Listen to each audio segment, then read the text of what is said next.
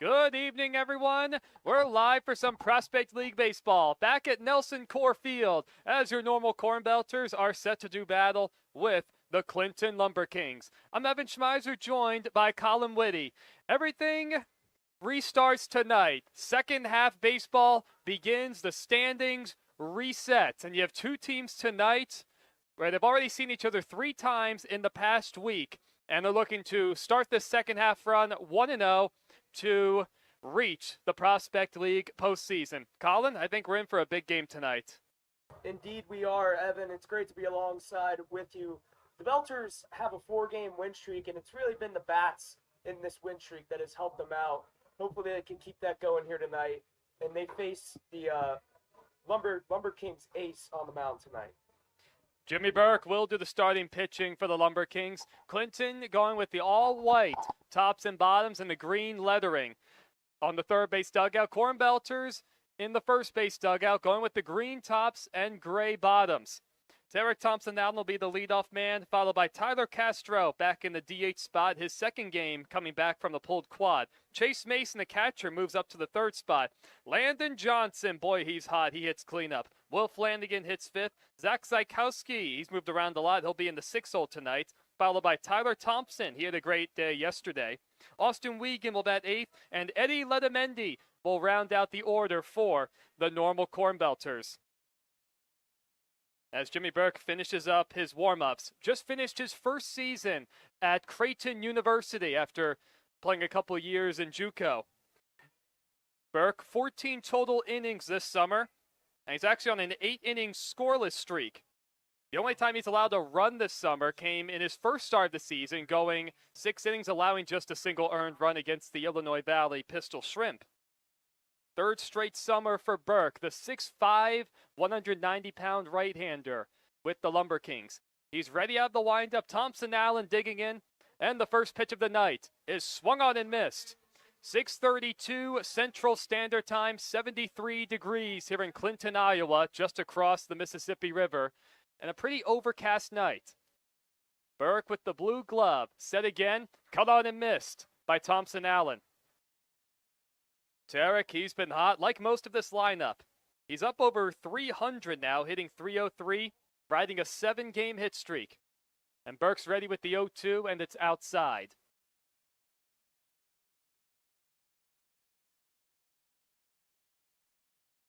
Oh, our photographer Mallory just came in. It's great to have Mallory come in for a visit. A cue shot off the end of the bat by Thompson Allen. Charging is Brian Bello. And we'll have no play at first. Thompson Allen beats it out by plenty. Infield single for Tarek on the ball that maybe traveled 70 feet. And now he's up to an 8-game hit streak. Yeah, Thompson Allen can absolutely fly down the line. 14 stolen bases on the year. I expect him to go within the first few pitches here. Glad you mentioned that, my friend. Tarek comes in having stolen 14 consecutive bases without being caught. CornBelters don't run a ton. They stole 7 bases last night in the 12-8 win against the Aviators. Thompson Allen draws a throw, and he dives in ahead of the tag by Carson Grout. Tyler Castro, the hitter, right on left the matchup. Castro got the night off yesterday, and it was a scheduled night off. Had a couple hits in his return to the lineup. Another throw over. This time Thompson Allen back without a tag. Castro, the DH tonight, comes in hitting .397. Not enough at-bats to qualify for league leaderboards. He would be tied for second in hitting. And the first pitch to Castro misses upstairs. Burke, the ace as described by Andres for this Lumberkings team against a lineup that is smoking hot. And the 1-0 slide step misses outside.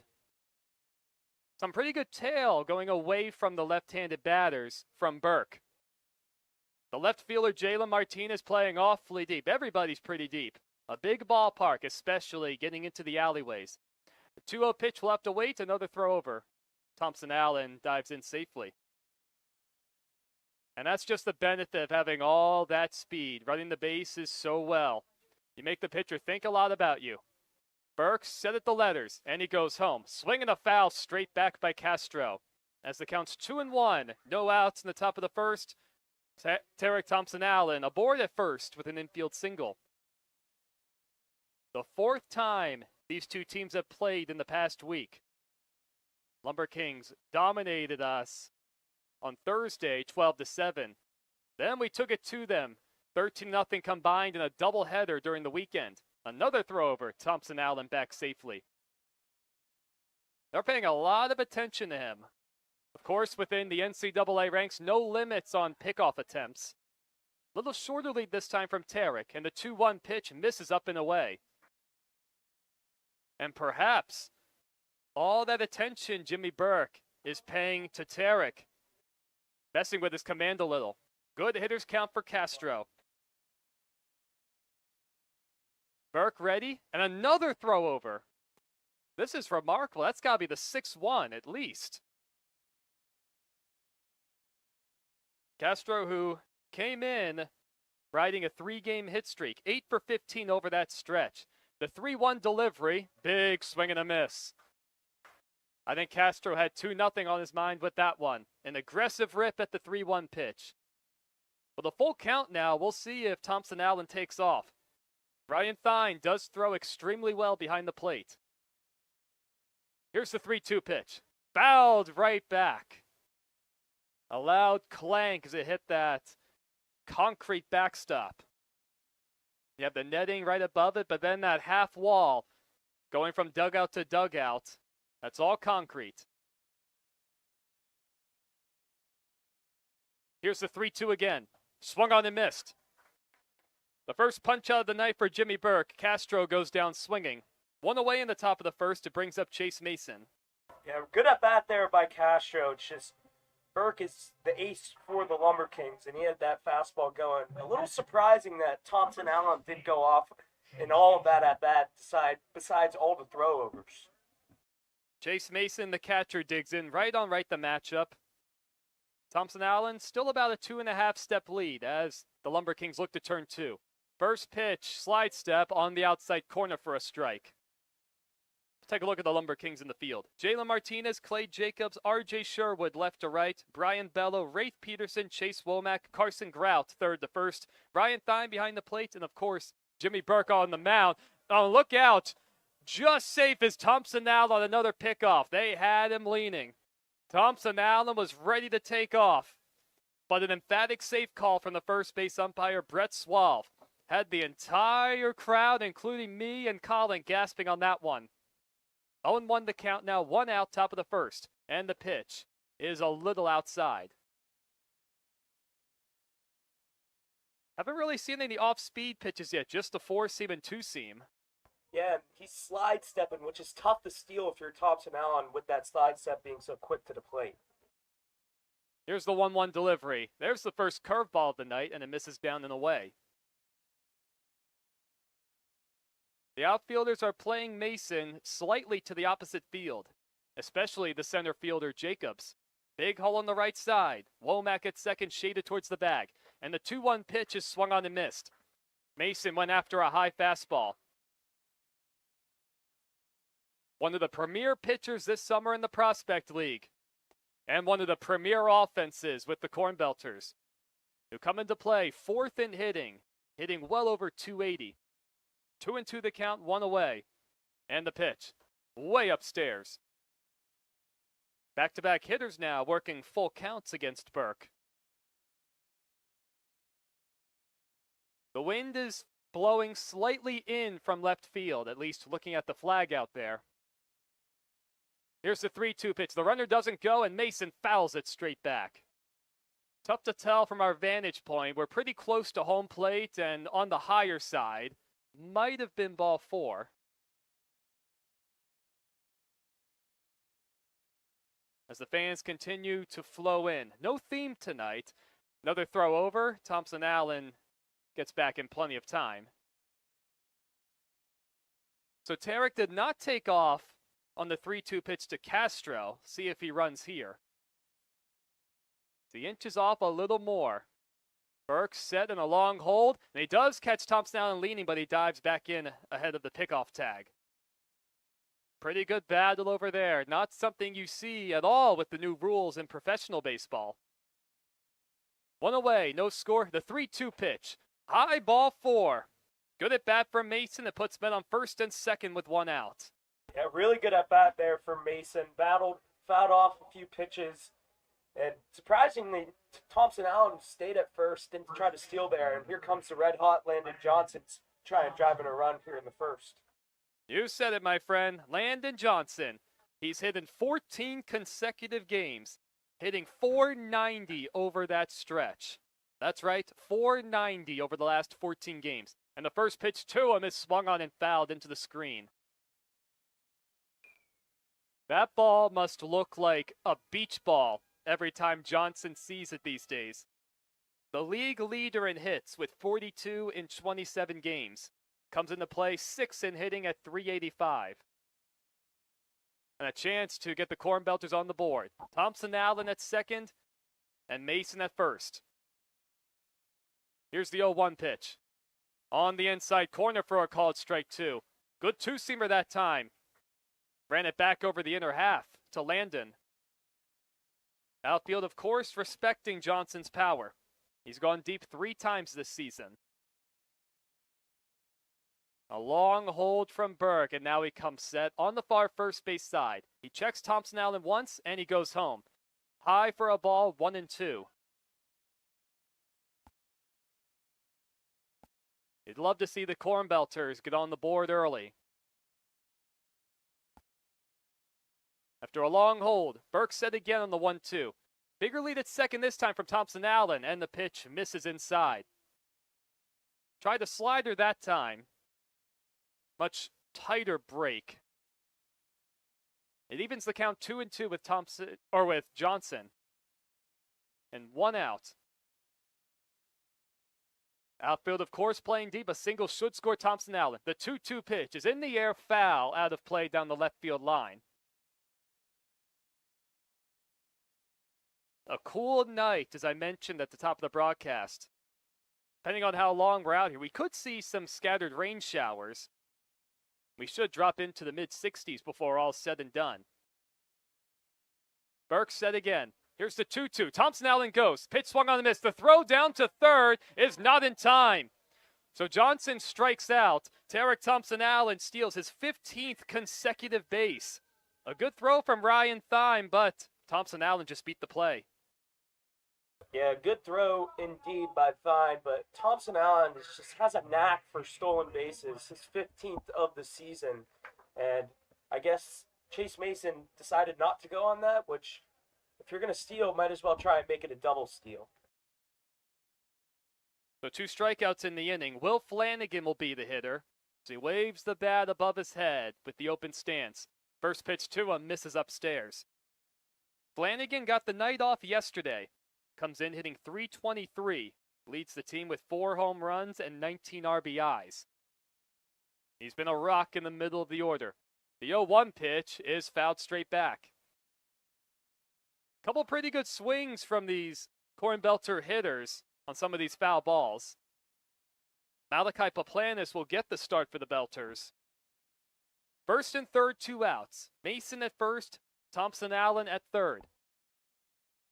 Thompson Allen doing a lot of dancing off of third. And the 1-1 pitch, change up a little high.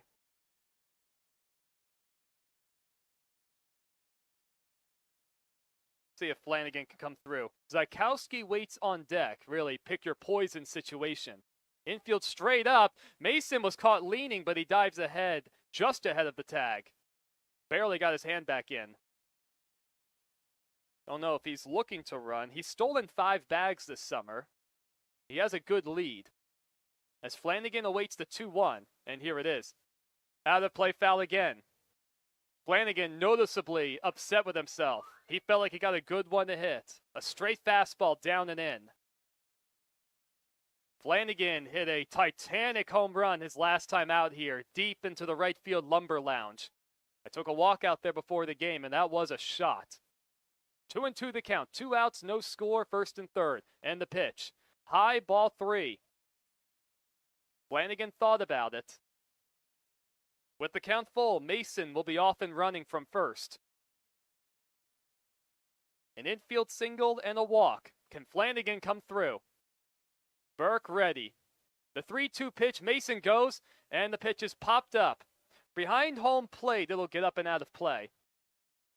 As it hit one of the buildings behind us, possibly the snack stand. Not a lot of room behind the plate, very little actually. There's a little more room getting to the on-deck circles and the dugouts, but still nowhere near as much space as the corn crib, which is practically the Oakland Coliseum. Another good at bat from a CornBelter hitter. 3-2 the count, still to Flanagan. And the pitch. Fouled off again. Not sure if you guys can hear it listening, but, well, this ballpark has been around since 1937, and Flanagan fouled that one off above the netting, and it slammed right off of the metal beams above it. Another long at bat. Burke set. And the pitch.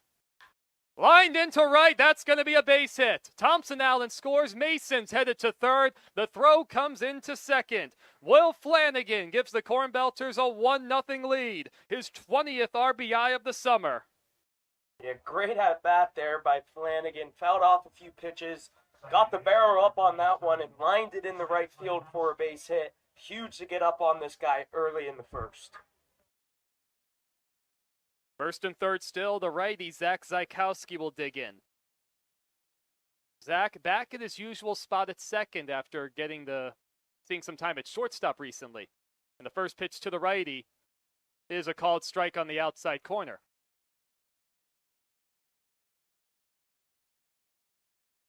That was the 33rd pitch of the inning from Jimmy Burke. That's what you love to see. The 0-1 delivery. Curveball, and he gets the called strike on the outer half. Pitcher's call right there. Zykowski, not a fan, behind 0-2. 1-0 CornBelters. And first and third. Flanagan not likely to run with a short lead over there. And the 0-2 pitch is outside. Burke tried another breaking ball. He has not bounced anything yet. Zykowski hitting .314 coming into play with the day off yesterday. The 1-2 pitch. Fastball high, snap throw to first, and Flanagan goes back in standing up. No tag applied by Carson Grout. 2-2 the count now with 2 away. A second run just 90 feet away. Still a lot of room on the right side. Here's the 2-2 pitch. Curveball fouled out of play to the right. Bit of a hanger. I mean, Colin, you gotta love seeing this. We're up at 36 pitches now for Burke, and this Clinton team, the bullpen has been a struggle all summer long. It has, and good approaches up there. Trying to foul pieces off and get to the next bat. The 2-2 delivery just outside. Looked like the home plate umpire might have flinched. And even the catcher Thine started taking off towards the dugout. 3-2 the count now. So Flanagan will be off and running from first.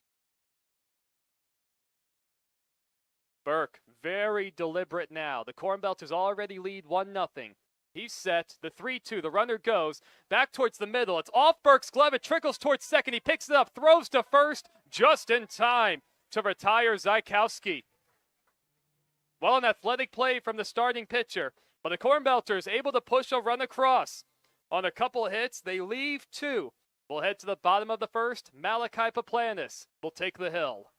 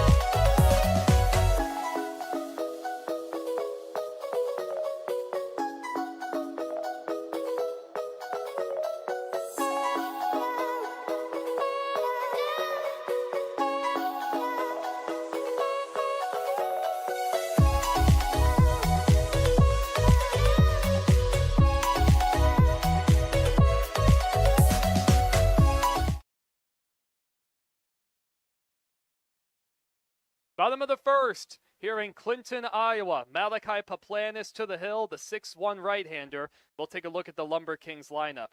Clay Jacobs will lead it off. Riot Peterson will be the second man. Chase Womack.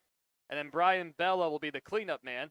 Cougar Cook, well, he's hot. He'll bat fifth. Jalen Martinez, the sixth man. R.J. Sherwood will hit seventh. Noah Thine, the regular catcher now, thanks to a couple injuries earlier, well, last week, to the main two catchers. He hits eighth. Carson Grout will round out the order for the Clinton Lumberkings. CornBelters leading 1-0, getting a run off the ace for Clinton out of Creighton. And we could use a really good start from Malachi. His longest outing this summer has been 3 2/3. His ERA over 6, so he's had his good outings and he's had some rougher outings. But boy, we could really use some clean innings from him tonight with a pitching staff that has somewhat struggled to go with the big-time offense. Yeah, you got to have a good outing for Paplanis if you're in this situation. The bullpen's tired from playing a few games over the weekend. It'd be huge if he could go 4 or 5 scoreless innings here in Clinton. Jacobs will settle in. The left-handed batter with the shin guard on the front leg, hitting .302 with 12 RBIs. Paplanis out of the windup, and he deals up and away.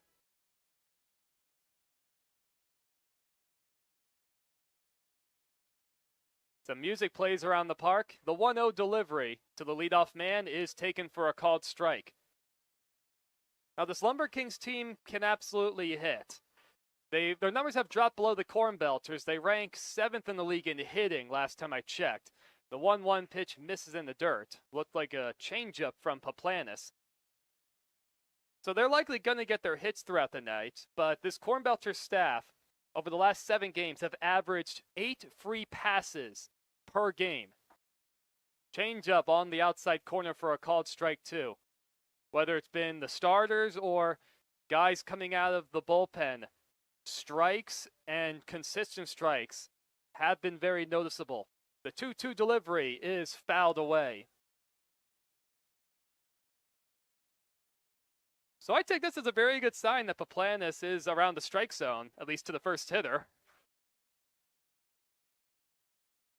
Infield is straight up. Outfield actually not that deep, especially Thompson in left. The 2-2 delivery is a curveball in the air, short left center. Thompson and Thompson-Allen converge, and it's the center fielder, Tarek Thompson-Allen, who makes the catch. 1 out in the bottom of the first, and we'll take a look at the CornBelters defensively. Tyler Thompson, Tarek Thompson-Allen, Austin Wiegand, left to right, Will Flanagan, Eddie Letamendi, Zach Zykowski, Landon Johnson, third to first. Chase Mason doing the catching as per usual most of the year, and of course Paplanis on the mound. Right on right the matchup, Peterson hitting .254, and the first pitch to him is a curveball, called strike on the outer half. That was a sharp-looking pitch. Paplanis threw that with conviction. Trying to work a scoreless first to open the second half of the Prospect League season. Changeup misses low as it pops in and out of Mason's glove.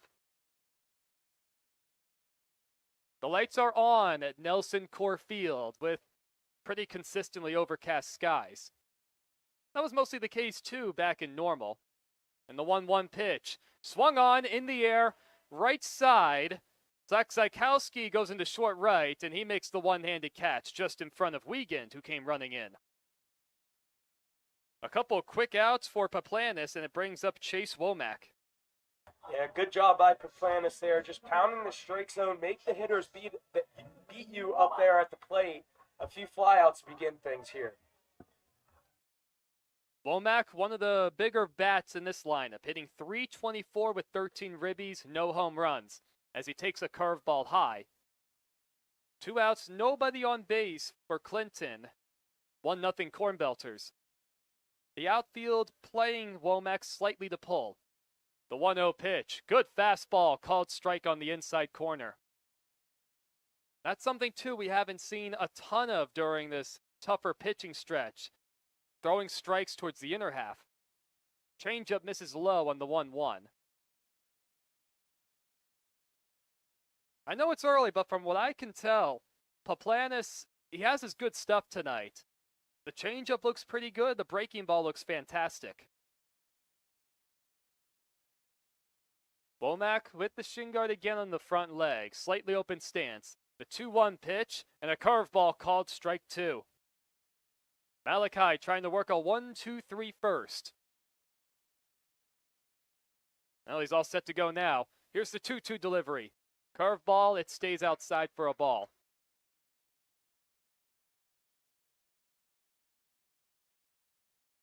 Now fans getting into a little bit more below us, trying to extend this first inning. The 3-2 pitch, hesitation in the motion, and that ball's hit pretty well out to right center. There's a lot of room. Thompson Allen gives chase. He has room, and he makes the catch at the edge of the warning track towards that 401 side. So Womack gave it a ride, but Malachi able to work a 1-2-3 first. We'll head to the top of the second, 1-0 Normal.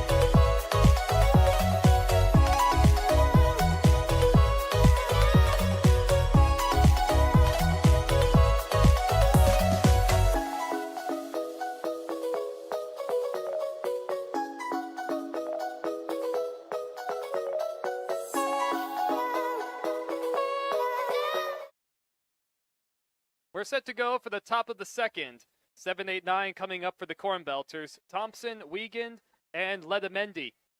Jimmy Burke back out for the second, sitting on 39 pitches. As Colin and I were talking about a little bit during the break, that's a really good sign, especially this is their ace, and for a bullpen that has just not been good most of the summer. Yeah, it is a good sign, Evan.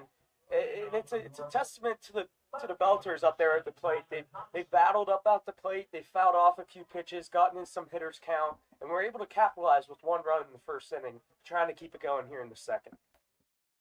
As the righty Thompson will dig in, still in search of his first extra base hit. Burke out of the windup throws a strike on the outside corner. Comes in hitting 170 overall, 12 RBIs. He had his best night of the season, though, yesterday, going 3 for 5 in a 12-8 win over the Lafayette Aviators. Swing and a miss, 0-2. Thompson off balance at that one. He did miss about a week and a half in the middle of the first half, dealing with a pulled groin. So trying to find the stroke, and the 0-2 pitch is a little outside. Looked like Burke tried to run the two-seamer back over the outer half. Breeze continues to come in from left. Burke with the light blue glove, set with the 1-2. Breaking pitch outside. And it's been a few batters like this already, with Burke able to work ahead 0-2, 1-2, and then whether foul balls or missing with a couple, the hitter's able to get back into it. The 2-2 delivery is way outside. Perhaps nibbling a bit after working ahead of Thompson 0-2. Tyler able to work it back full. Trying to reach base to start the second.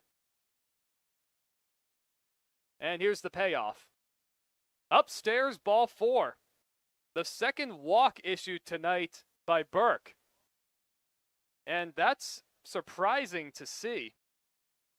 Jimmy came into play only walking 2 guys in his first 14 innings this summer. Yeah, good at bat there, but from Thompson, got behind in the hole 0-2 and was able to work the walk. The leadoff man is on for the Belters. Austin Wiegand, the hitter, 2 for 5 yesterday with a 2-run homer. He takes the first pitch on the outside corner for a strike. That was definitely a pitcher's call, as Burke is kicking a lot of dirt around the mound, trying to adjust his landing spot. Thompson not likely to run. He has a short lead. Big hole on the right side for the lefty Wiegand, and the pitch misses high. Burke's been elevating quite a few pitches too. 1-1 the count now to Wiegand. Thompson at first. The third baseman, Brian Bello, even with the bag in case of a bunt. And the pitch, swung on and missed. Wiegand late at a heater, tailing away from him.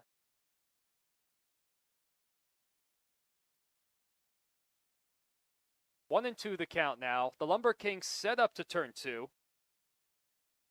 Austin with a couple home runs this summer, and the pitch misses outside. I mean, here it is again. You just had a fastball where Wiegand was way late, and then perhaps he tried to go to that same spot, but he missed way outside.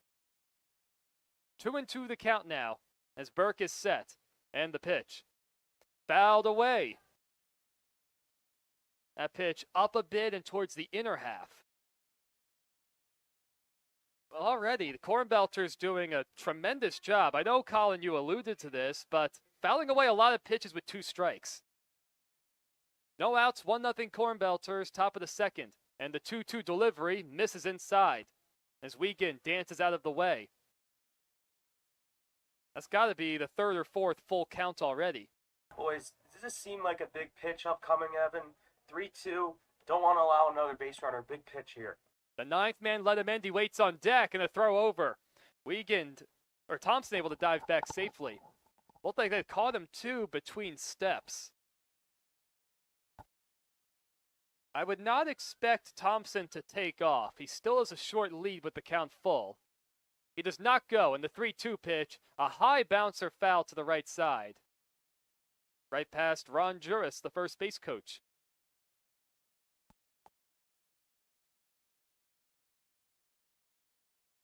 Up over 50 pitches now is Jimmy Burke with nobody out in the second. There's nobody up in the Clinton bullpen. A bullpen that should be fresh. Another throw over. Thompson goes in standing up, and he really wasn't far off the bag to begin with. Wiegand trying to reach with the hot-hitting Letamendi on deck. 3-2 the count. Burke set, and the pitch. On the inside corner for a called strike 3. Wiegand didn't like it. It looked like a pretty good two-seamer running back over the inner half. I think you're right on that one, Evan. A two-seamer running back into the inside half of the plate. A beautiful pitch there from Burke. And there's really nothing Wiegand could have done there, but a good at-bat nonetheless, fouling off a few pitches. Third punch out of the night for Jimmy, and it brings up Letamendi. Thompson still with a very short lead. And a curveball misses in the dirt. Good play by Fine to keep it around him. That one bounced way short, but that was a nice athletic play. Letamendi has hit in 5 straight. Comes in 8 for his last 17 with a couple doubles. Hitting .273 overall. The 1-0 pitch. Way outside again with a curveball. As time is called, Fine's going to talk to Jimmy. Trying to get on the same page, perhaps. Just trying to give his battery mate a rest, maybe.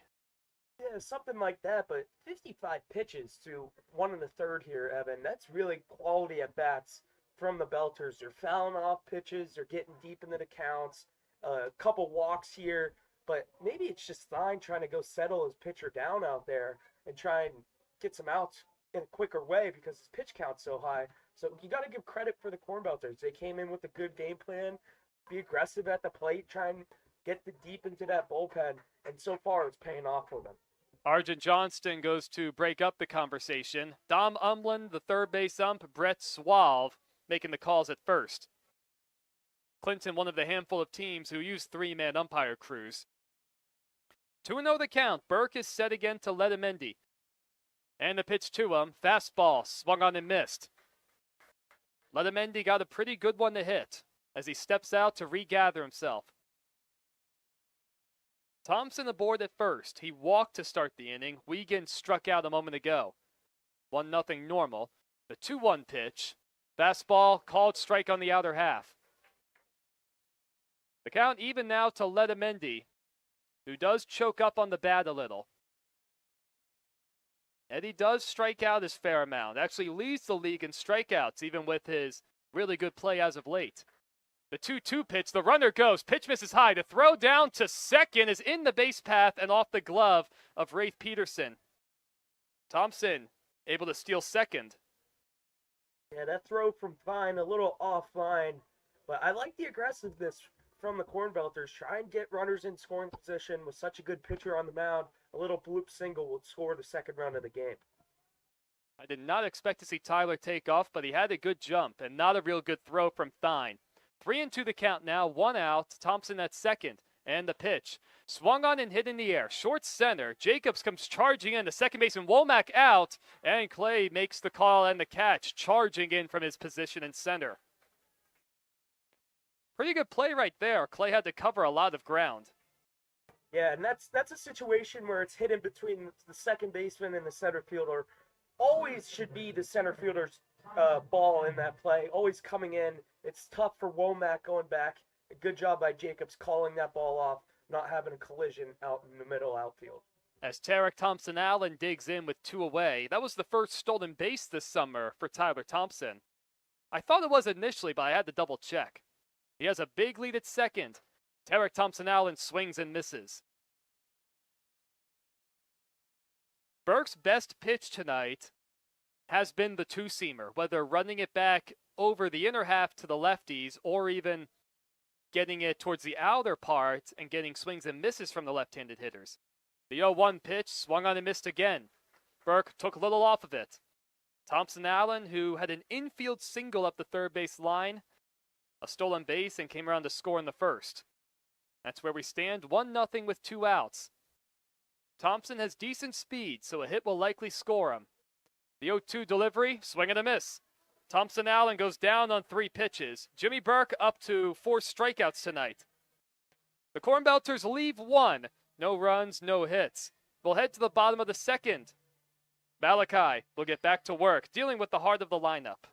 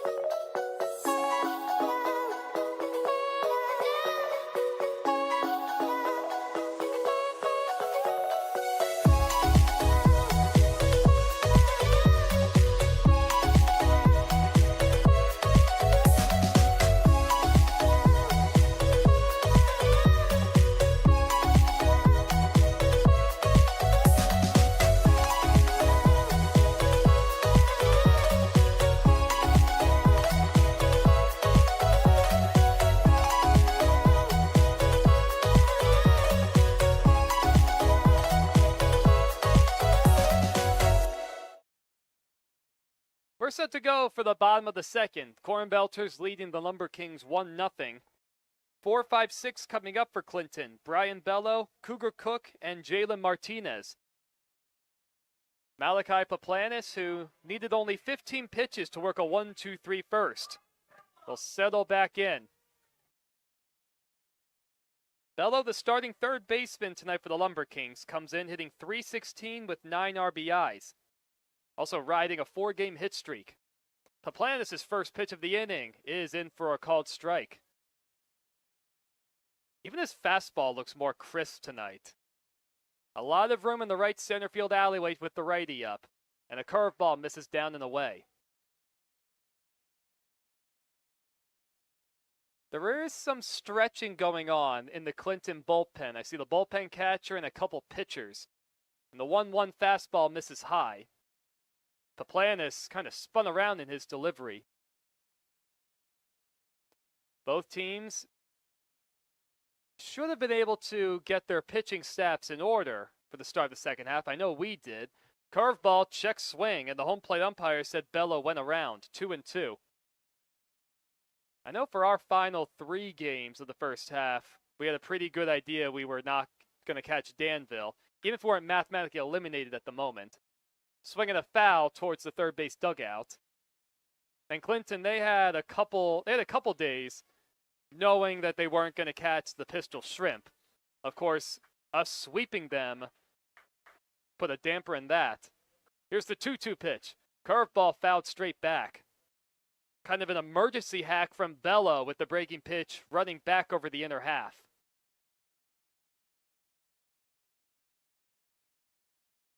Few fans still making their way into the ballpark, but a much more sparse crowd compared to last time we were here on Thirsty Thursday.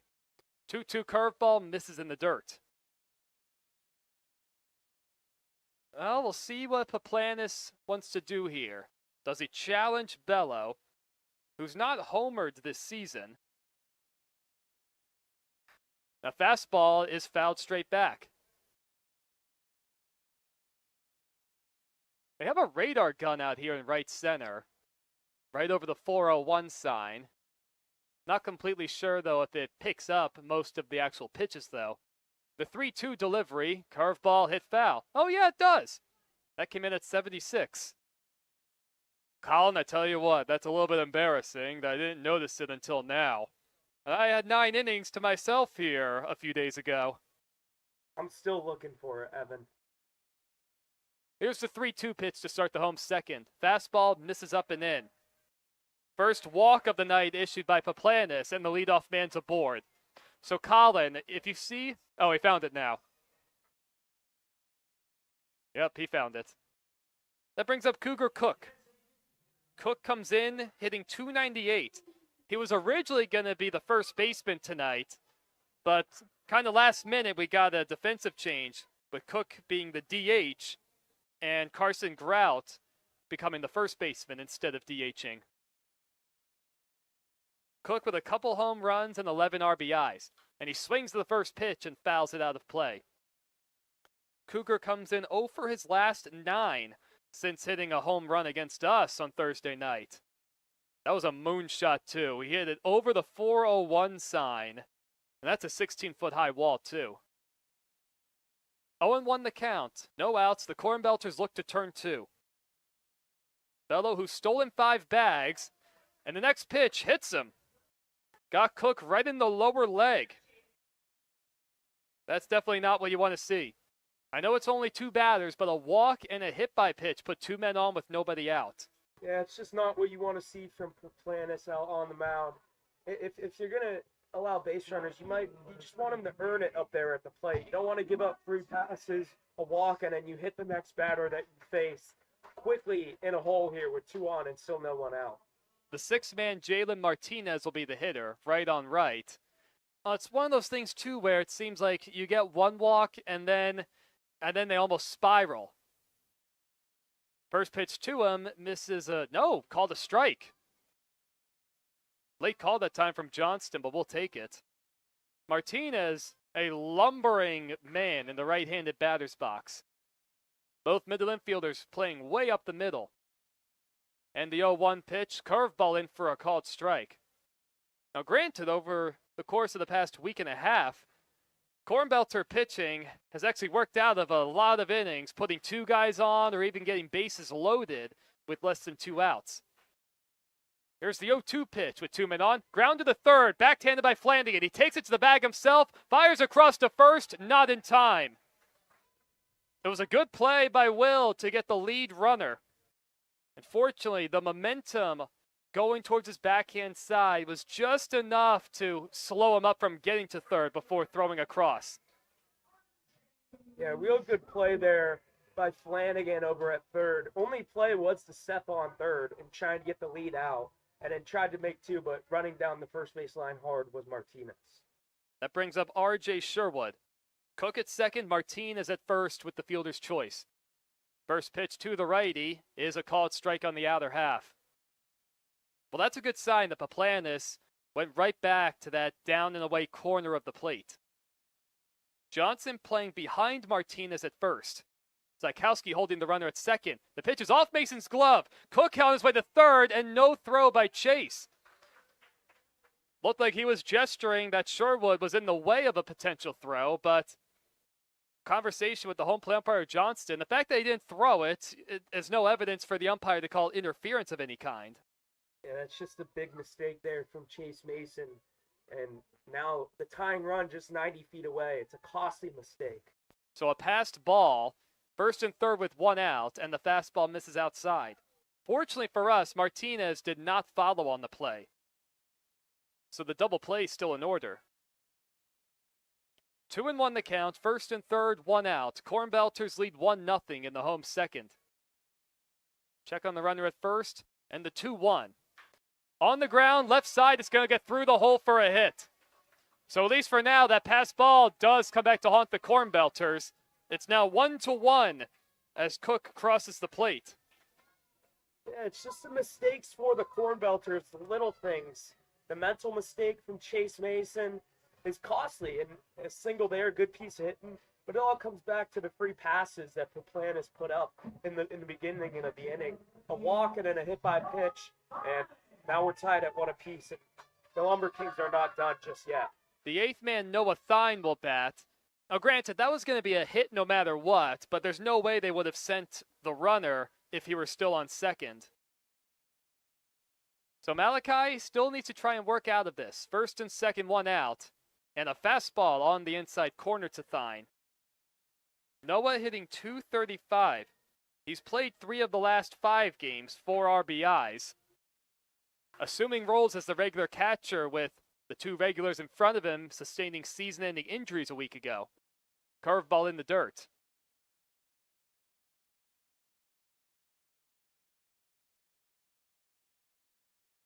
So an out to try and get right here with the lefty up.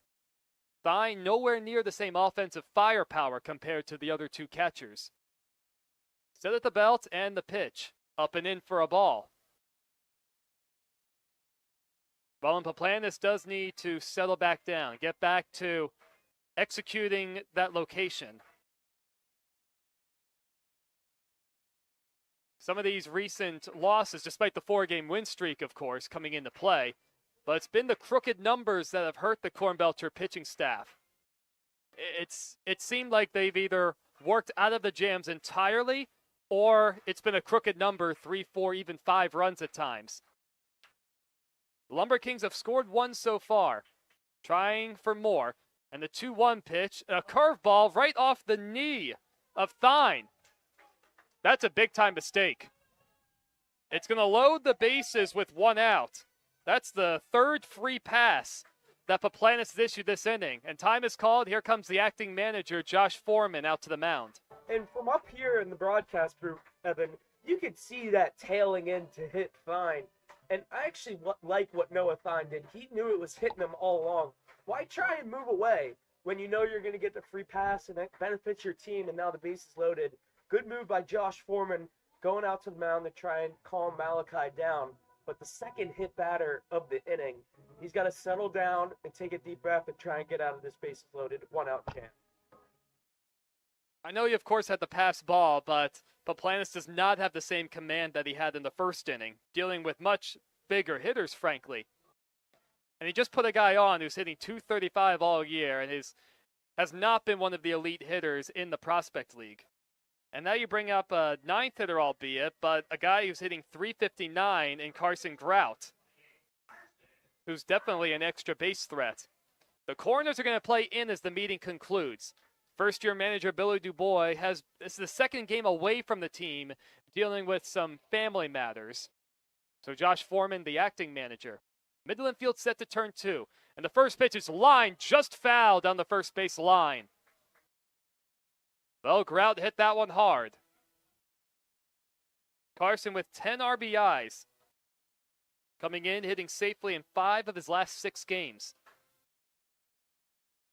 So 2 hit batters, a walk, and an RBI single by R.J. Sherwood have given the Lumberkings 1 run so far. Out of the stretch, next pitch, on the ground to second. Zykowski up with it, to second for 1. Back to first, not in time to turn 2. That was a good effort from Zykowski and Letamendi, but that ball was hit way too slow to double up Grout. Absolutely right on that one, Evan. Just too slow of a ball to try and turn to. Good effort by Zykowski and Letamendi, the middle infielders, trying to turn it, but it was just too softly hit. And the two hit by pitches and the free pass come to haunt Kaplanis here in the second. With the top of the order up here, you got to take a deep breath, dig deep, and try and get Elney out of this with just 2 runs. The leadoff man Jacobs will bat. Martinez crossed the plate, so it's now 2-1. Sherwood at third. And the first pitch is swung on, hit in the air to left. It's pretty well hit. Thompson goes back towards the track, and he makes the catch just shy of the warning track. Jacobs gave that one a ride, and that retires the side. 2 runs come across for the Lumberkings. It could have been a lot worse. On only 1 hit, aided by 3 free passes. So Malachi walks off in a conversation with both Chase Mason and Josh Foreman. We'll head to the top of the third. 2-1 Lumberkings.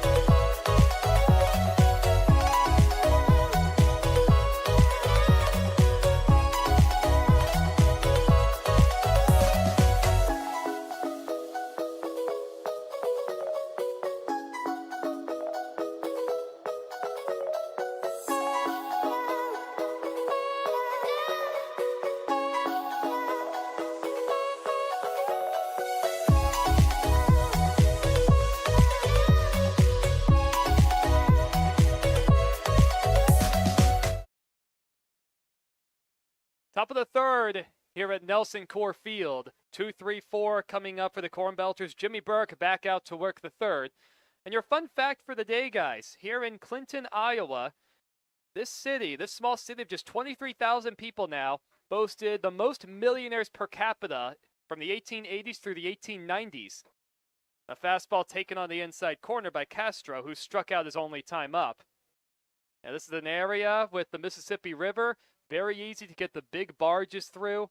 Big railroad town with some of the early big railroads. A grounder under the glove of Burke towards the middle. Off the glove of Chase Womack, who kicks it across the second base bag. We'll see how that one is scored. Castro aboard for the moment. I didn't get the best look at him running up the line, but from the corner of my eye, it looked like he was running. That was definitely the hardest we've seen him run in this now being his second game back from the quad injury. Yeah, they're going to rule that in air, and I agree with it. Womack would have had him with a good throw, but good job by Castro running all the way, and he's rewarded with leadoff base runner. Mason, who walked after a long at-bat, stranded at third in the first, takes a strike on the outside corner. I talked to Castro before the game, and he told me, similar to what he told me before his first game, running at about 75% effort. I might have been closer to 80 that time. Here's the 0-1 pitch. Mason tied up as he swings and misses. Fastball tailing back in towards him. Burke, who struck out 4, but he's needed 62 pitches to work through the first 2 innings. Nobody throwing in either bullpen. A ton of room on the right side as Castro inches off. Here's the 0-2 pitch. Outside, ball 1. Back to what I was saying earlier, Clinton, big railroad town.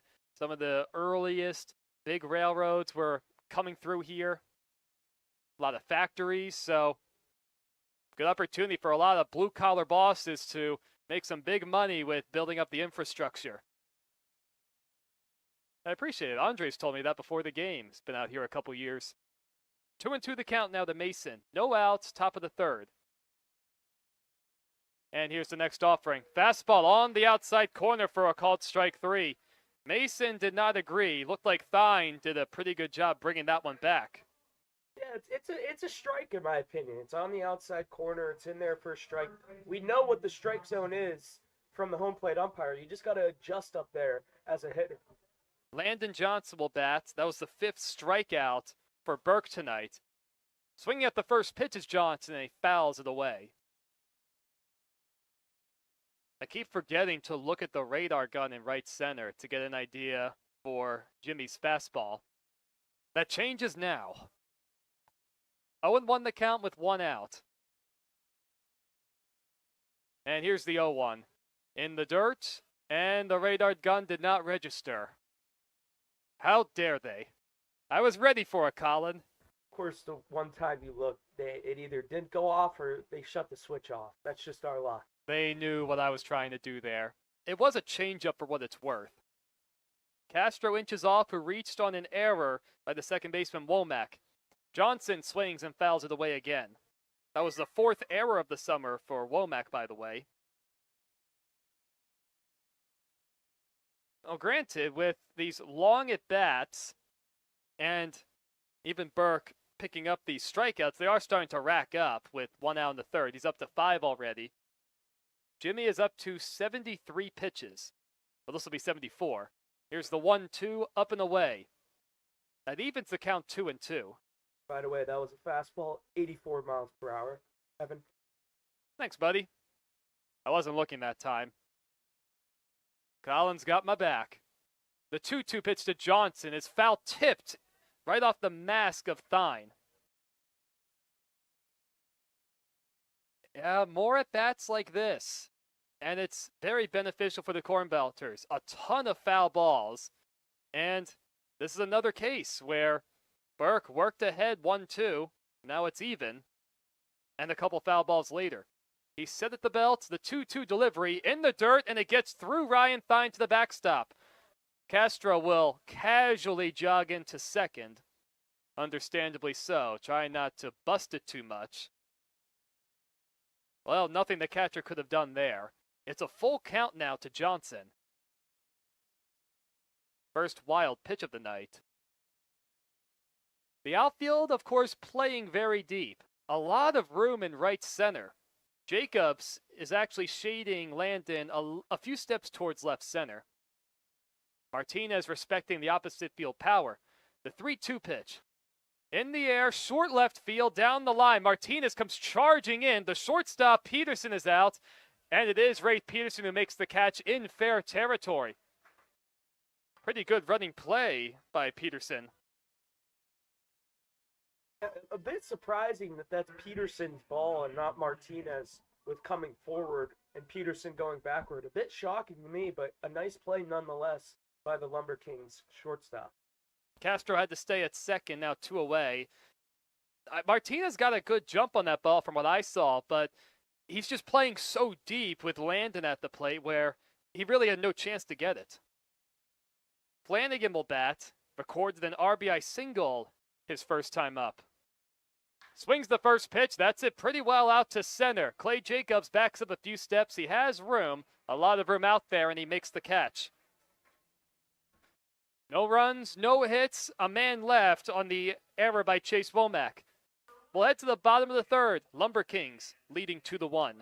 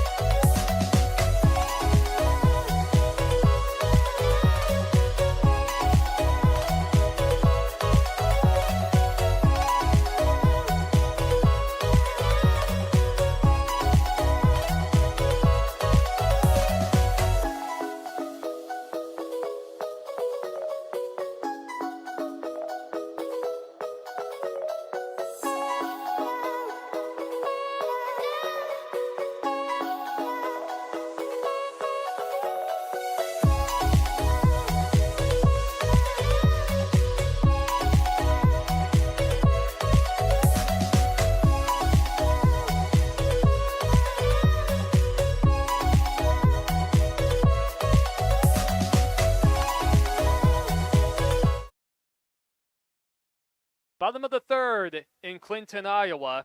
Malachi Paplanis will get back to work. Peterson, Womack, and Bella will be the hitters, 2, 3, 4. So Malachi worked a 1-2-3 first, and then a couple of hit batters, a walk, and a base hit led to 2 runs in the second for Clinton. Out of the windup, and the first pitch is a called strike at the knees. Peterson popped out to second his first time up. 2 runs, 1 hit, 1 error for the Lumberkings, 1 run, 2 hits, no errors for the CornBelters. Swing and a line drive up the middle for a hit. Well, second hit of the night for the Lumberkings. That one was hit pretty hard. So for the second straight inning, Paplanis will have to work around some traffic. That brings up Chase Womack. Womack flew out to very deep right center field. Thompson Allen made a heck of a running catch to rob him of extra bases in the alley.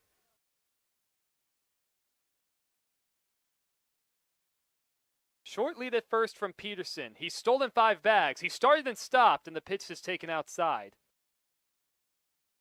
Yeah, he looked like he was certain to head for second. Mason has thrown well, 8 for 36 on base stealers, and he's really picked up the pace as of late with throwing out runners. He dances a little at first, inches off, he does not go, and a fastball called a strike. Letamendi is shaded way up the middle with the left-hander Womack up. A lot of room on the right side. Thompson Allen playing quite deep. Wiegand in right, actually not very deep with the lefty up. Pitch misses inside off the glove of Mason, but he keeps it around him. And you have Tyler Thompson, who's way off the line at left and playing fairly shallow. There is a right-hander warming up in the Lumberkings bullpen. If I'm seeing the numbers correctly, that looks like Hayden Vickroy. Next pitch, a called strike at the knees. Check swing from Womack. There's nobody warming up in the CornBelter bullpen, just a guy, I don't know what that tool is called, playing with some kind of armband. Colin's like, yeah, that's a good word for it. Swinging a liner out to left, but it hangs up there for Tyler Thompson, who makes the play. Had them played pretty well that time. 1 out here in the third. Well, now the CornBelter guy, whoever that is for us, he's using one of those bands that's attached to the wall now. Maybe a rod is what he used before. Brian Bello, the hitter, anyway. And the first pitch to him is swung on, hit in the air, down the right field line. It'll slice out of play foul. As you get deeper down the right field line, foul territory starts to narrow considerably. Then you have a chain link fence with concrete towards the bottom 1.5 feet of it. And then you have the visiting clubhouse that's all concrete with a very thin padded wall for some cushion. 0-1 the count, Peterson at first, and the pitch is in the dirt. Mason blocks it. Bello walked his first time up in the second, eventually erased on a fielder's choice.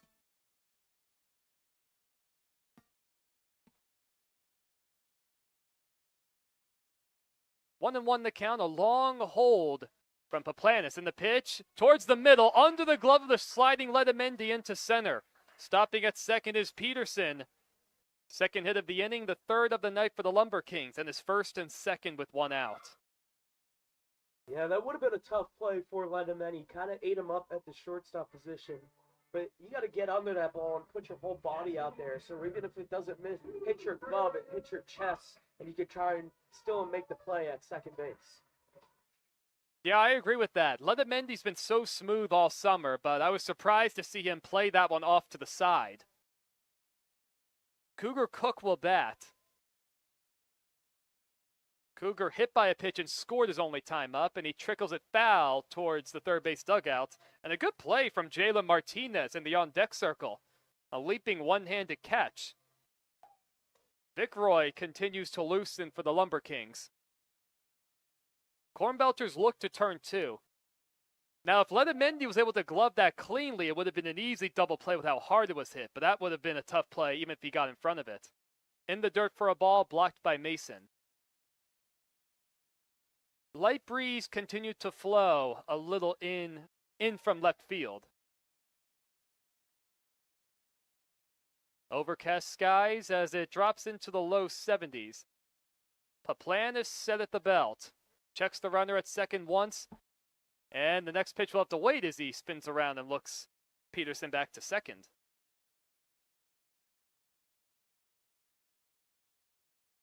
The right fielder, Wiegand, understandably playing deep. Everybody's playing deep. More dancing at second, and the 1-1 is way outside. Paplan has tried to change up. Just didn't have the grip or the release point. The pace has slowed down once again, and there is some rain expected to come in within the next 40 minutes. Lumberkings already lead 2-1, threatening with men on first and second, one out. And the pitch. Big rip and a miss at the curve, but it gets away from Mason and both runners will advance. The second pass ball of the night for Chase. That one, once again, didn't even hit the dirt. It popped right out of Chase's glove, kind of trickled behind him around the batter's circle. And give credit to Peterson, he was able to see it, and Bello able to follow. That really changes the complexion of this inning. It does, Adam. Excuse me, it does, Evan. And you got to bring the infield in now and possibly try and get a play at the plate here. So the infielders all initially came in. Now the middle infielders go back. Corners are in, and the 2-2 is on the ground. Past the pitch of a plan. It's Letamendi gloves. It throws to first, and Johnson able to hold the bag. Peterson came across to score. Bello to third. And already, just one pitch later, the second pass ball of the night from Mason does come back to haunt the CornBelters on the ball that could have been a double play ball, or at the very least an out at second. Yeah, just kind of beating themselves up there. It's frustrating. A few walks in the second, 2 hit by pitches, singles this one, and then the pass ball, and then all it takes is an RBI ground out, and the Lumberkings lead by 2. So Jalen Martinez, the hitter, he reached on the fielder's choice and scored in the second, and he takes a curveball for a strike. Now, the CornBelters have been one of the better teams throughout the Prospect League defensively, but you have the ball going under Letamendi's glove, the 2 passed balls as the next fastball is taken on the outside corner. Obviously, a long way to go. It's only 3-1, and especially the Lumberkings might have to get into their bullpen earlier than they would have hoped for tonight. But the mistakes are hurting them as the pitch is fouled straight back.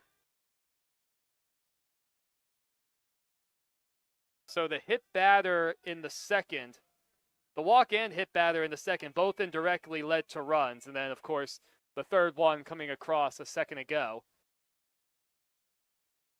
Paplan is trying to work out of this one. Still a man at third. The 0-2 with 2 outs is lined out of play foul down the right field line. Over the clubhouse.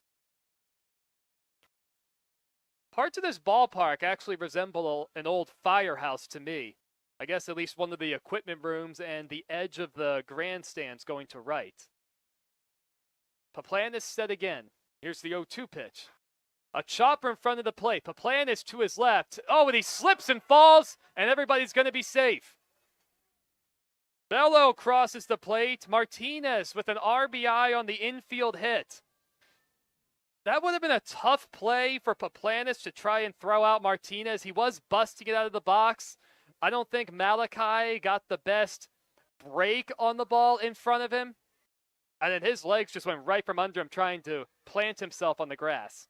Yeah, and luckily Paplanis is okay on the mound. I thought he may have rolled an ankle there, but it looks like he just slipped. Looks to be okay and continued pitching.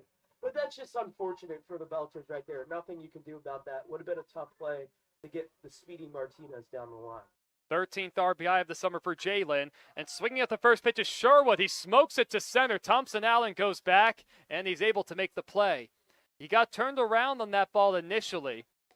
2 more runs come across for the Lumberkings, aided by another pass ball and the bizarre infield hit. We played 3 full at Nelson Core Field. 4-1 Lumberkings. Colin, you're going to hear his voice quite a bit more over the next 3 innings. We'll be right back.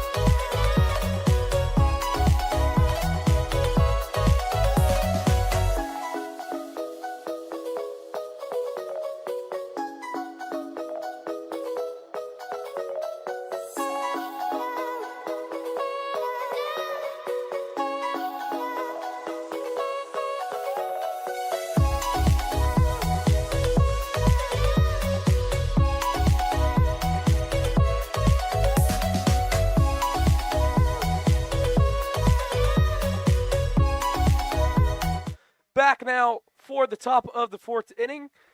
The Lumberkings lead the CornBelters by a score of 4-1. Colin Whitty, Evan Schmeiser here. And Evan, it's really been a good outing from Malachi Paplanis, but it's been the free pass and then a couple hit by pitches that have come back to haunt him here. Yeah, there's absolutely been some bad luck. Of course, a few plays where he just didn't get some good help behind him, and you had the infield hit where he slipped and fell, but he was able to work out of the second and third without the inning exploding on him. Zach Zykowski leads things off. First pitch he sees, he flies to right, and back it goes, and it's off the base of the wall. Fielded by Sherwood, he'll throw it in quickly, and on the second, with a stand-up double to begin things in the fourth, is Zach Zykowski. Wow, Zykowski clobbered that one. And had that good sound, too, going to the opposite field.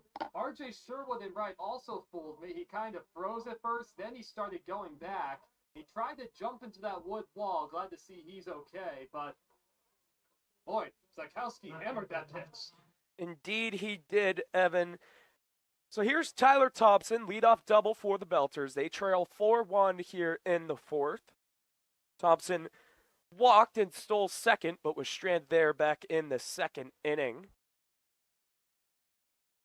First pitch from Burke is swung on and missed on the fastball for strike one. That was Burke's 79th pitch of the game.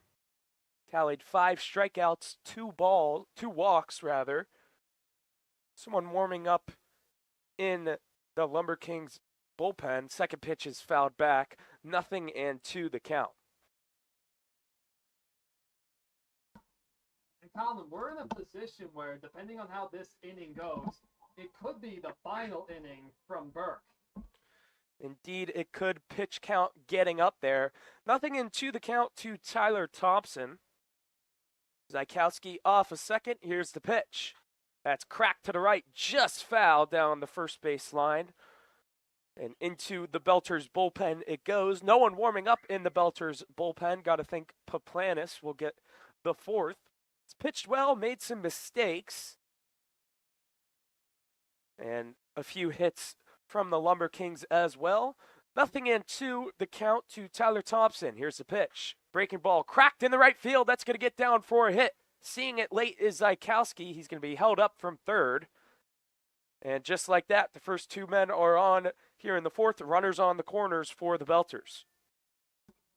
It's a very good piece of hitting from Thompson. Burke made a big mistake. He hung that breaking pitch and caught a ton of the middle. And after a couple fastballs where he got late swings from Thompson, I think he did him a favor, kind of speeding his bat up there. So good work on him for staying with it. Ducks on the pond for the Belters here in the fourth. Runners on the corners. Here's Austin Wiegand.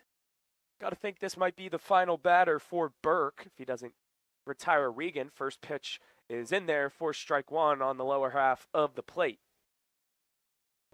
I doubt we're going to see him approach 100 pitches, but maybe 90, 95. Maybe not the last year, but definitely within the last 3 or 4. The 0-1. That's in there. Same spot. 0-2 the count to Wiegand. So after the double from Zykowski, the single from Thompson, and Wiegand, the number 8 hitter tonight for the Belters, struck out back in the second inning looking against Burke. The 0-2. Just a bit inside on the two-seam fastball. Burke puts his hand on his head. Yeah, that was close. He's gotten a couple of those pitches towards the left-handed side of the plate. That was his hardest fastball tonight, too. Came in at 88. 1 ball, 2 strikes to count on Austin Wiegand. Runners on the corners. No one out here in the fourth. Belters trail by 3. That pitch is foul to the left side. We'll do it again at 1-2. Hayden Vickroy just signaled that he is ready to come in if they need him. Burke approaching 85 pitches here in the fourth. Here's yet another 1-2. That's cracked. That'll get out of play to the left side. Good battle here from Wiegand. Can't say enough about the CornBelter hitters. They've just been fantastic for the better part of three weeks, essentially. And really taking it to Jimmy Burke, just racking that pitch count up. Third baseman Bello even with the bag. Holding on over at first is Grout. Here's the 1-2. That one's cracked to the second baseman right at him, and that's going to be a double play on the first. Some unfortunate luck for the Belters. And there's 2 gone with only one on here in the top of the 4th. Unfortunate. I mean, Wiegand hit that ball really hard. It was absolutely scalded. Bad luck there. You can say Thompson maybe should have frozen a second longer, but that's one of those plays where your secondary automatically takes you into the base path. So just a tough play all the way around. First pitch to Eddie Letamendi is in there on the outside corner for strike 1. So just like that, after the 2 leadoff hits, a line drive right at the second baseman, Womack. And it doubles off Thompson. 0-1 the Letamendi. That one's cracked to the third baseman, Bilo, just foul. 0-2. I don't really know what Eddie was doing right there. Now, granted, we don't have the best angle looking down the third base line, but he kind of half jogged to the quarter of the way up the line, and that ball wasn't fouled by much. 0-2 to count to the Belters shortstop Letamendi. Flew out to center back in the second inning.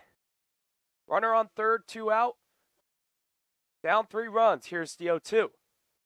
Just a bit high. Good take from Letamendi. 1 ball, 2 strikes. Belters had runners on the corners with just no one out here. Trying to capitalize here is Letamendi.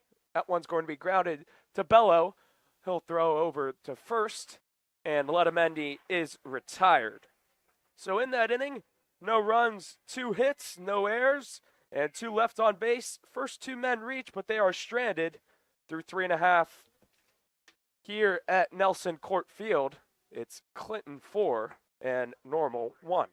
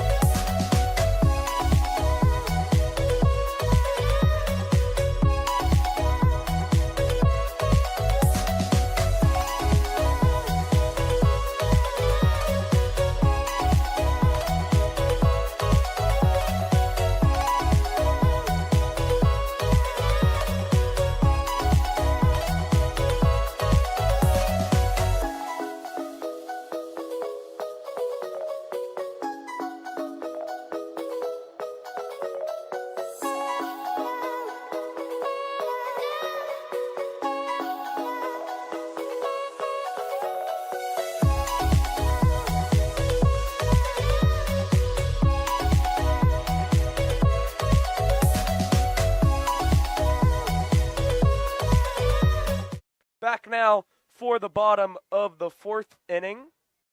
It'll be 8-9-1 due up for the Lumberkings. Malachi Poplanis back on the mound. It's looked okay. 3 innings pitched, 4 earned runs, no strikeouts, 1 walk, a few hit batters. Just 62 pitches through 3. Down 4-1 are the CornBelters. Colin Woody, Evan Schmeiser here, bringing you the action. First pitch to Noah Fine is a breaking ball on the knees for strike 1. Fine reached back in the second inning but was stranded. Hit by a pitch. Leads off the 4th. Second pitch, breaking ball just outside. A ball and a strike.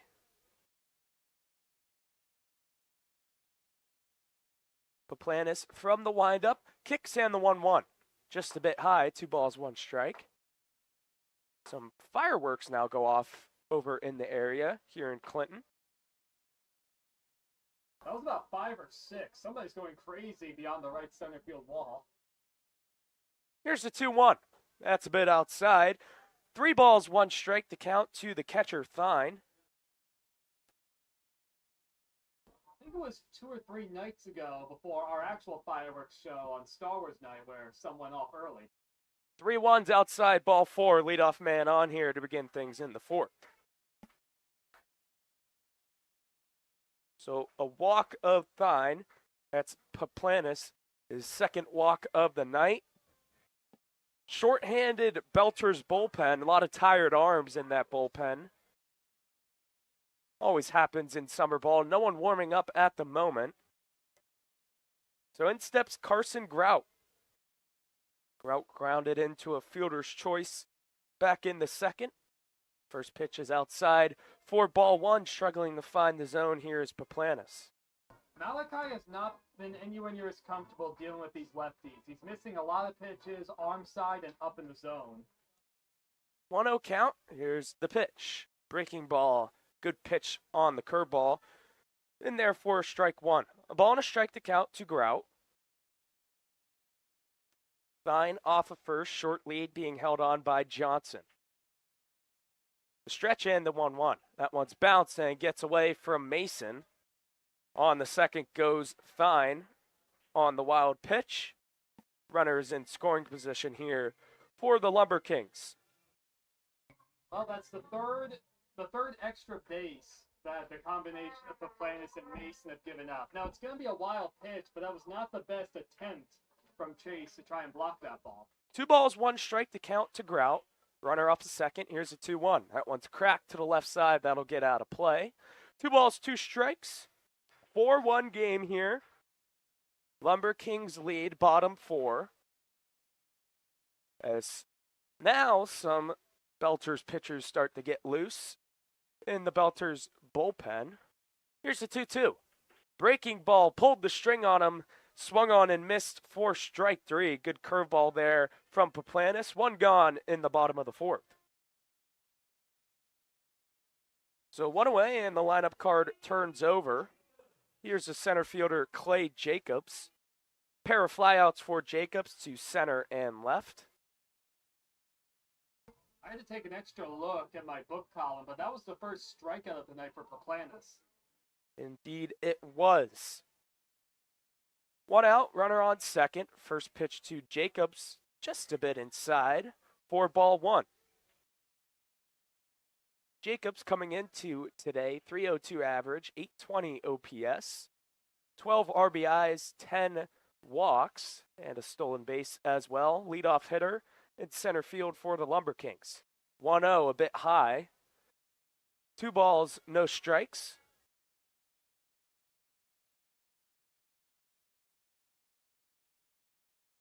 Thompson Allen in center, shaded toward right center with the lefty hitting Jacobs. Here's a 2-0 from Paplanis. That one's bounced. Good stop for Mason. 3 balls, no strikes.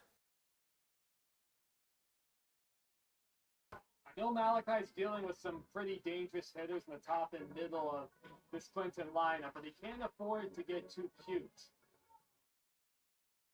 3-0, the count to Clay Jacobs. Paplanis checks the runner, kicks, and that hit him. Would have been ball 4 either way. So the third hit by pitch of the night from Paplanis. And there's 2 on, still only 1 out here for the Lumberkings. Even going to the third inning, Malachi he's had virtually no command of the fastball, at least dealing with left-handed hitters. Ironically, even though he missed with a couple breaking balls the last at bat, his curveball's been the best pitch to the lefties, which generally you don't want that to be the case. You'd rather have the changeup be your out pitch. You love to see Malachi try and work through his 4th, but this could be an early night for us to go to our bullpen. A mound visit from Mason to try and calm things down of Paplanis. 3rd hit batter of the night. 5th free pass in shades of walks and hit by pitches. So 2 on, 1 out for the shortstop, Rafe Peterson. 1 for 2 on the night. Here's the first pitch. That's a bit high. 1-0, the count to Peterson. This has turned into a dangerous situation. It's only 4-1 now, but Malachi's avoided the big extra base hit from his Clinton lineup, at least for now. 1-0, way outside. Good stop from Mason. 2 balls, no strikes. Peterson popped out to the second baseman, Zykowski. That was a part of a 1-2-3 top of the first. And from then, it has been a struggle for Paplanis. 4 runs, 4 hits. Here's a 2-0. At the knees, called strike by home plate umpire Arjun Johnston. 2 balls, 1 strike to count. Peterson singled back in the third, came all the way around the score. Advanced to second on a pass ball. 2 balls, 1 strike, 2 on, 1 out. That one's cracked into center. Over to his left goes Thompson Allen in a few steps, will make the catch. Back to the bags go Jacobs and Fine. 2 gone here in the bottom of the fourth. Unfortunately for us, Paplanis has had a lot of life from his curveball all night. He did elevate that one a bit, but he was able to get Peterson just a little bit out in front, and with how much it tailed towards the outer part of the plate, able to get it off the end of his bat too. So 2 gone, and here's Chase Womack. 2 on, 2 out, bottom 4. Lumberkings leading 4-1. First pitch to Womack is swung on and missed on the curveball. Good pitch there from Paplanis. Womack 0 for 2 on the night. Fly out to center and a line out to the left fielder Thompson. 0-1 the count. 2 on, 2 out. The 0-1. Bit high and outside, a ball and a strike.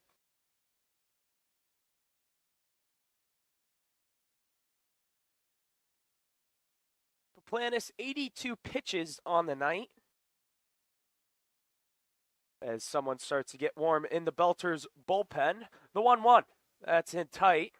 Almost got a piece of Womack. 2 balls, 1 strike to count.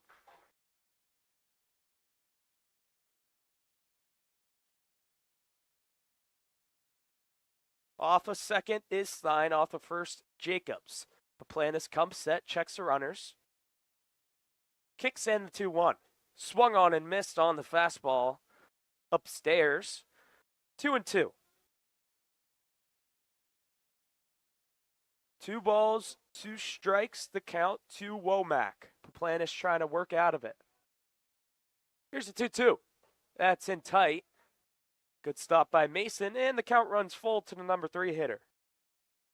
The runners will be off on the pitch. Fine and Jacobs.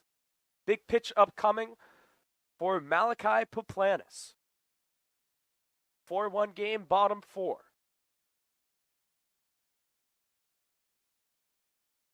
Here's the full count offering. Just a bit high, ball 4. Second walk of the inning for Paplanis, and the bases are juiced.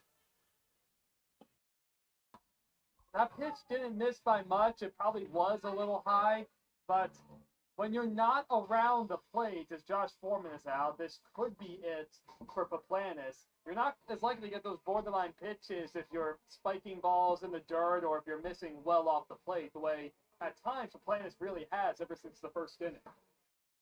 Josh Foreman out for a mound visit. Bases juiced, bottom of the fourth. Have a lefty warming up in the Belters bullpen, possibly just a visit to buy him some time. Looks like they're going to leave Paplanis in. He will face Brian Bello, who's 1 for 1 on the night. Scored a run as well. Bases loaded, bottom of the 4. And you think, Evan, if Paplanis could get Bello retired here, that Belcher should go into the dugout with some momentum here. Well, it definitely helps. It's a good chance we'll see a new pitcher for the Lumberkings next inning, but Malachi's up to 86 pitches. This will likely be his last hitter. Last hitter no matter what, as Bello steps in. First pitch is swung on and missed on the curveball for strike 1. Bello walked in the second, advanced on a pass ball and came around the score. Singled in the third, put in a big situation here. Bases loaded, 2 out. The 0-1. That's high and tight. A ball and a strike, the count to Brian Bello. Fine off a third. Jacobs off a second. Womack off a first. Bases juiced, 2 gone in the bottom of the 4th, the 1-1. That's in the dirt. Good stop from Chase Mason. 2 balls, 1 strike. I mean, Malachi just needs to bear down and actually try and be aggressive in the strike zone. It almost seems like he's fearful of throwing the ball over the plate. Hot hitter up at the plate, third baseman Bello. Here's the 2-1. Check swing, he did go around, says Arjun Johnson. 2-2 the count. 2 balls, 2 strikes, 2 out, bases loaded. Belters trailing 4-1. Paplanis trying to get out of this inning. The 2-2. Just getting a piece of it was Bello. Fouled back to the netting. We'll do it again at 2-2. This is really the most perplexing part to me. We just saw the 2 best fastballs of the night from Paplanis. He ramped that one up to 85 to go with some of the really good curveballs, but it's being able to repeat those locations and the stuff. 2-2. That's cracked foul to the right side. We'll do it again at 2-2. Lots of foul balls for the Lumberkings here tonight, battling up there. As for the Belters as well. 2 balls, 2 strikes, bases juice, bottom 4. Paplanis comes set, checks the runners. Kicks in the 2-2. That's going to be grounded to Letamendi at short. He'll go for the force out at second. And the Lumberkings strand 3 in the bottom of the 4th. We head to the 5th. Still the Lumberkings 4 and the Belters 1.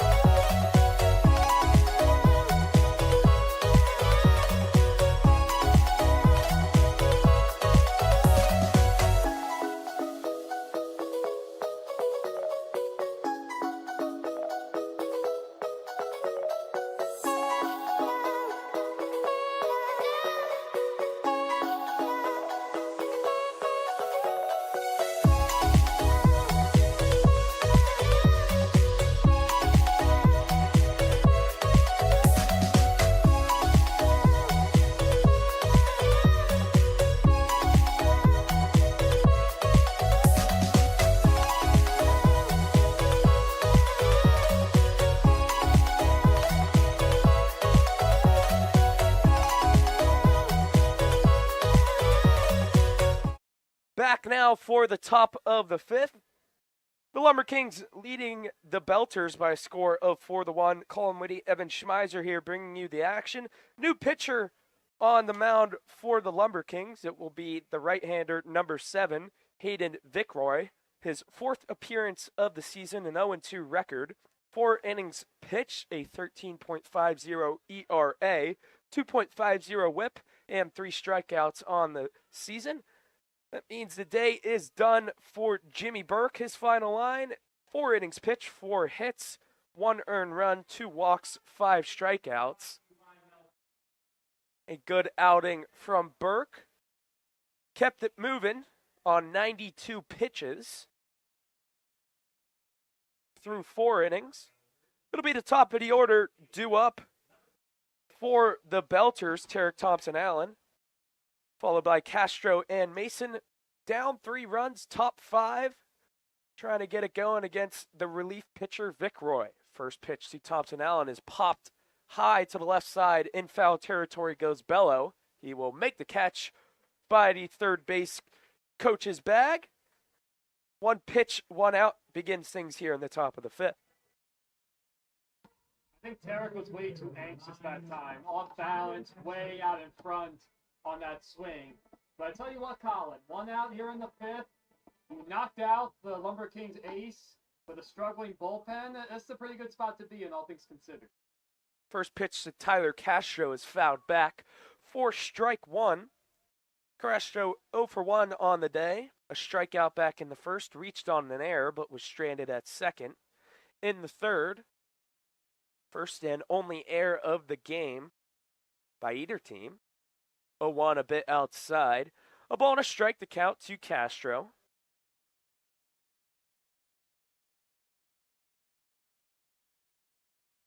Vickroy works exclusively from the stretch, the 1-1. That one's grounded to the first baseman Grout, and he'll step on the bag unassisted. 2 quick outs to begin things here in the fifth.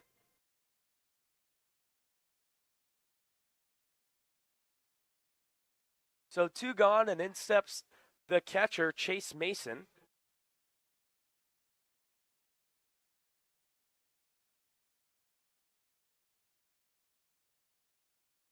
Vickroy just 4 pitchers to retire the first 2 hitters for the Belters. First pitch to Mason is cracked foul to the right side. That'll get out of play. Oh, 3 very early swings from each of our first 3 hitters this inning. 0-1 the count to Mason, the catcher for the Belters. 0-1. That's outside, a ball and a strike. Mason struck out in the third looking. Drew a walk in the first, but was stranded at third. 1 of 2 runners left on base for the Belters. 1-1 is outside. 2 balls, 1 strike. Combined 6 runners left on base for the CornBelters. Leaving some guys out there. 2 balls, 1 strike to count. The windup and the pitch. That's in there on the slider. 2-2 the count to Mason. Top 5, no score, no one on. 4-1 Lumberkings lead. 2-2 is low on the same pitch. The slider. And the count runs full to the catcher, Chase Mason.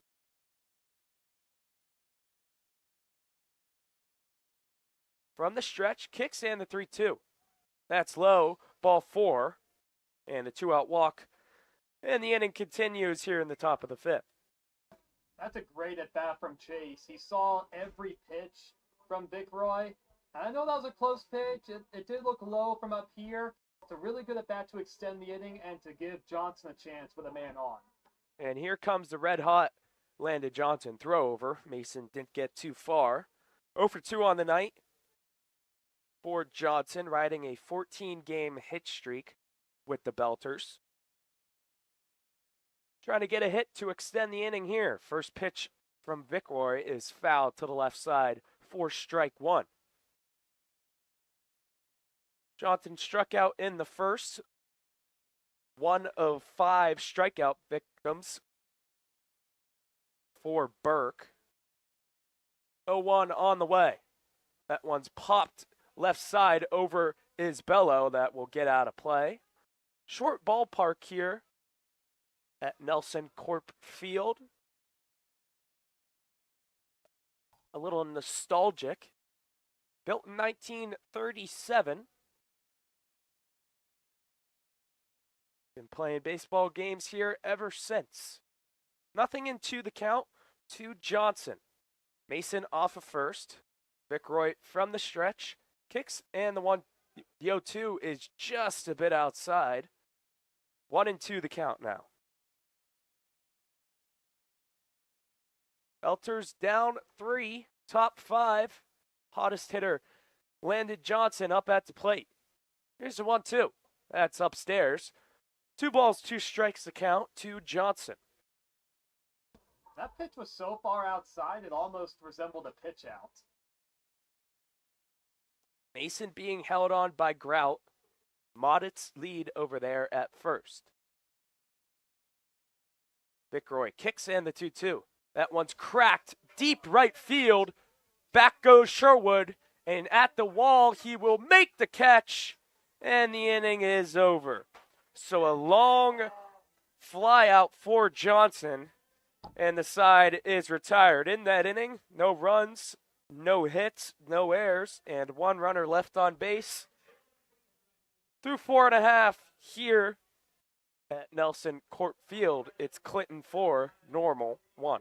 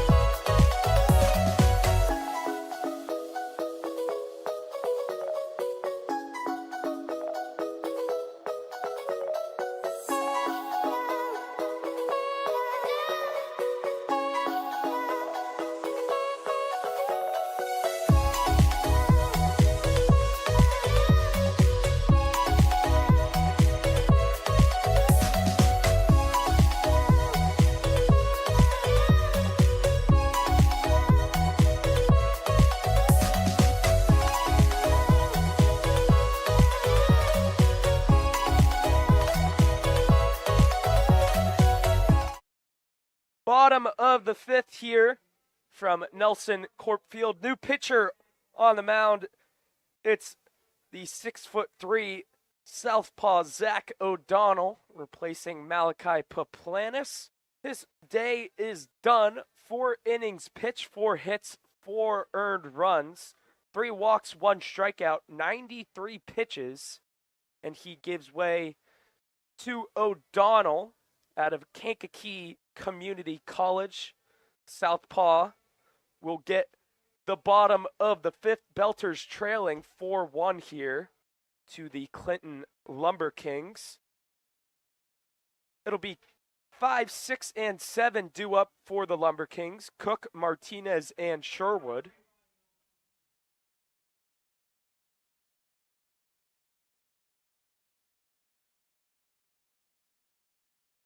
As Cook steps in.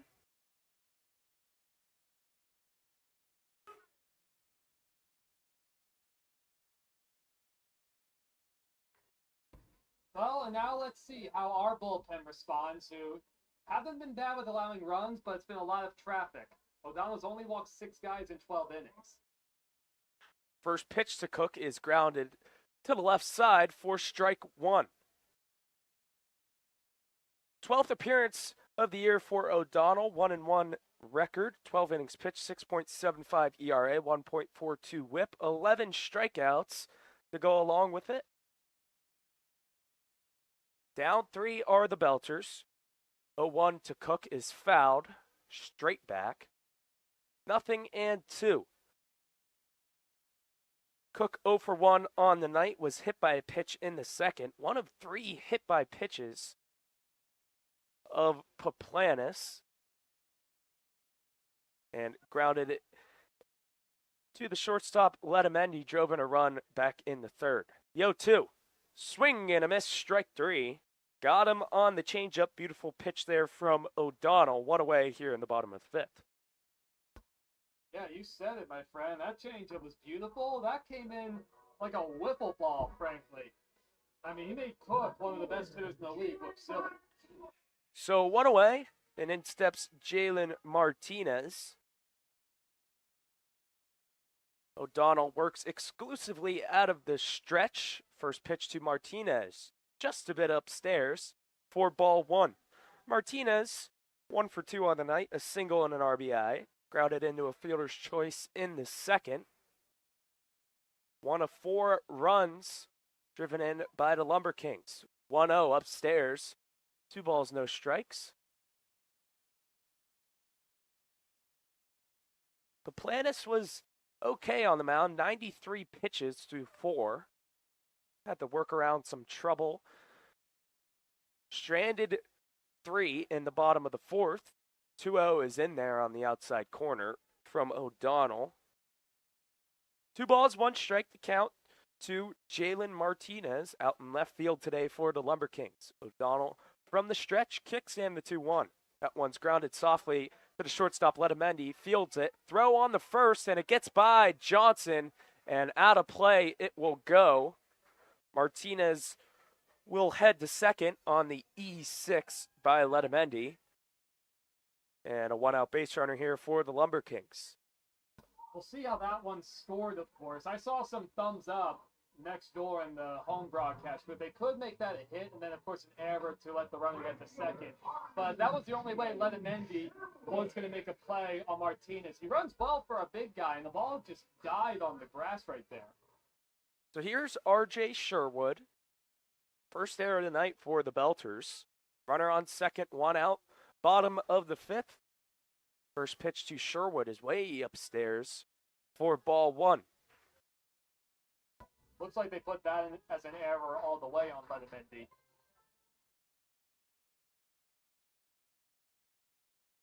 Letamendi has been excellent thus far at shortstop this season. An error here in the 5th. 1-0 is cracked softly into left field. Thompson, in a few steps, will make the catch.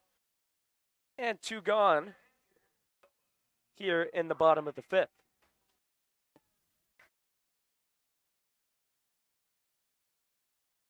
So 2 gone, and in steps the catcher, Noah Thine.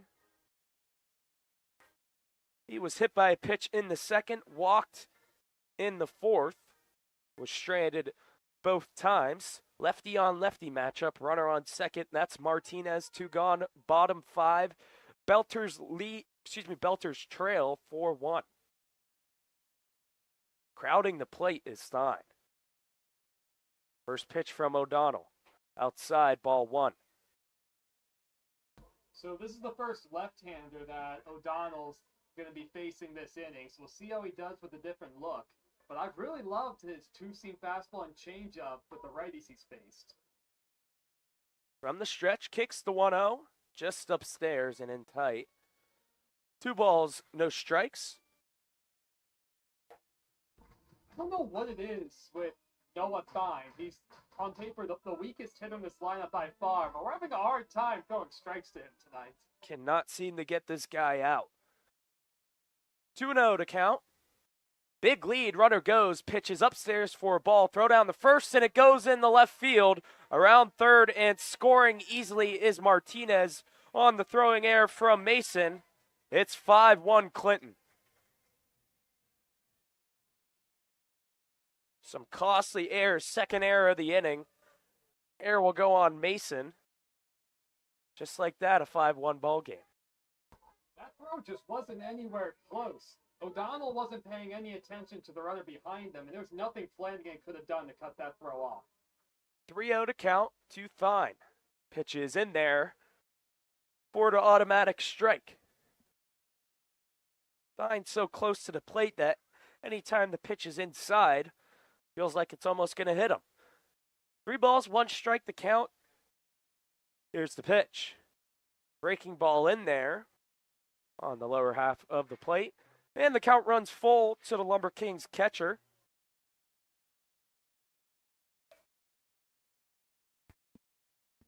Two errors in this inning.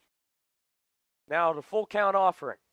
That one's cracked to the second baseman, Zykowski. Fields it on a hop throw on the first. And Thine is retired for the first time tonight. In that inning, 1 run, no hits. 2 errors made by the Belters and no runners left on base. Through 5-4 here at Nelson Court Field, it's Clinton 5, Normal 1.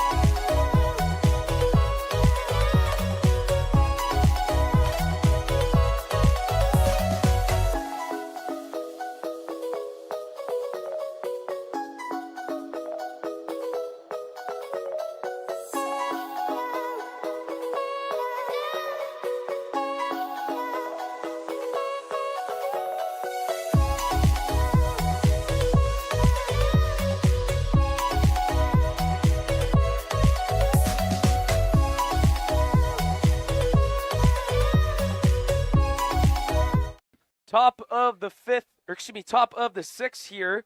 CornBelters trailing Clinton 5-1. 5, 6, and 7 due up for the Belters. Flanagan, Zykowski, and Thompson. They face Hayden Vickroy, in for his second inning of work. Faced 4 batters in the fifth, 1 walk. Retired the other 3, yet to give up a hit on 15 pitches. And in steps Flanagan, and here comes the shift from the Lumberkings. First pitch to Flanagan is low for ball 1. Have the shortstop Peterson basically diagonal with the second base bag. Womack in right field. 1-0. That's in tight. 2-0. Of course, they have the major overshift for Flanagan to pull, but those first 2 pitches also breaking balls towards the inner half, so they're trying to pitch him to hit it to that spot. 2-0. Shows bunt, puts it down just foul. And Evan, with the third baseman Bello basically at the shortstop position, any bunt down the third base line would be a free hit for Flanagan. I like the idea, frankly. I think you would have been better off just trying to push it down there as opposed to, getting a running start, essentially. So it's not a bad idea. You need base runners. You're down 4. Here's a 2-1. That's in there on the breaking ball. 2-2. As Bello had to go even with the bag. As Flanagan tried to bunt. 2 balls, 2 strikes, shift on for Flanagan. Here's Vickroy's 2-2. That one's cracked right side in foul territory. Over is Womack. Calls him off over by the Belters bullpen and will make the catch. 1 gone here in the top of the 6th. Also, ahead of that 2-strike pitch, Flanagan got right on top of the plate because he had a called strike against him the pitch before that I think was a little off the plate.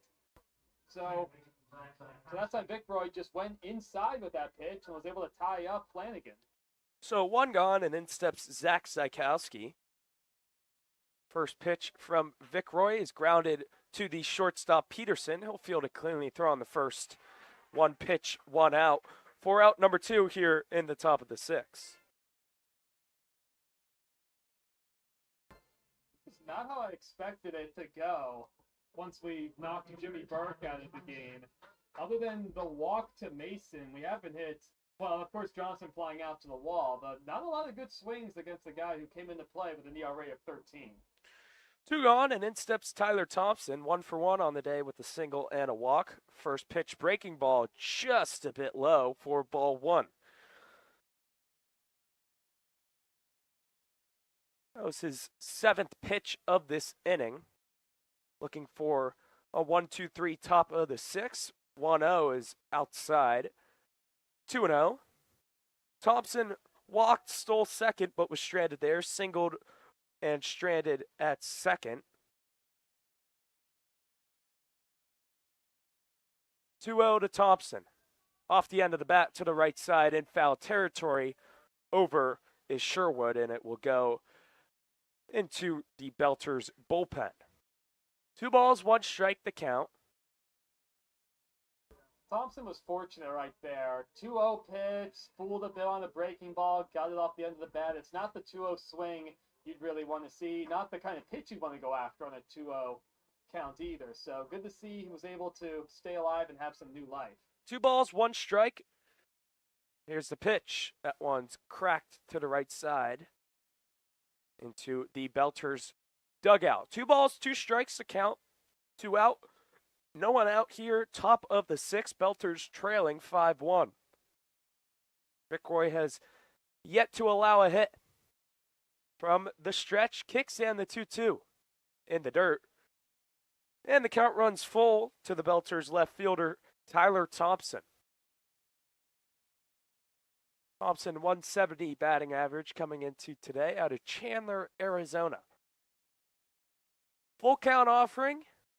Here it is. That one's grounded hard to the second baseman, Womack. Fields it cleanly on the first, well in time. And Thompson is retired. 3 up, 3 down in the top of the 6th. We head to the bottom of the 6th. Clinton 5, Normal 1.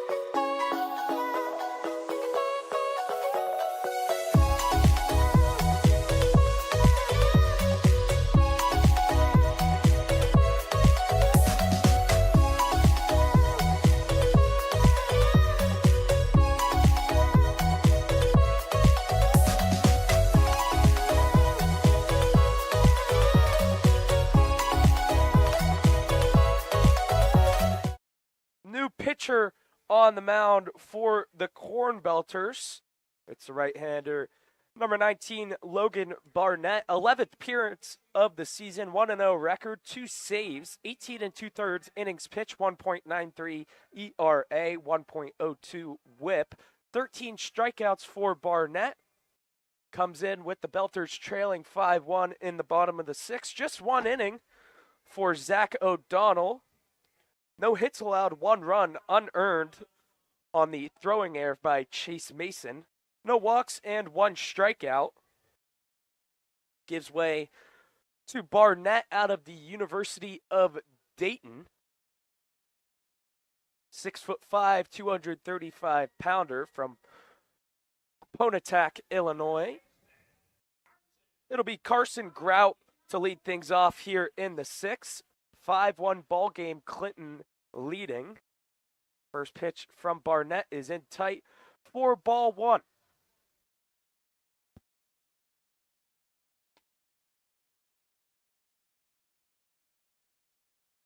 Barnett works from the stretch, gets a sign from Mason, kicks in the 1-0. Is in there on a breaking ball. A ball to strike the count to Grout.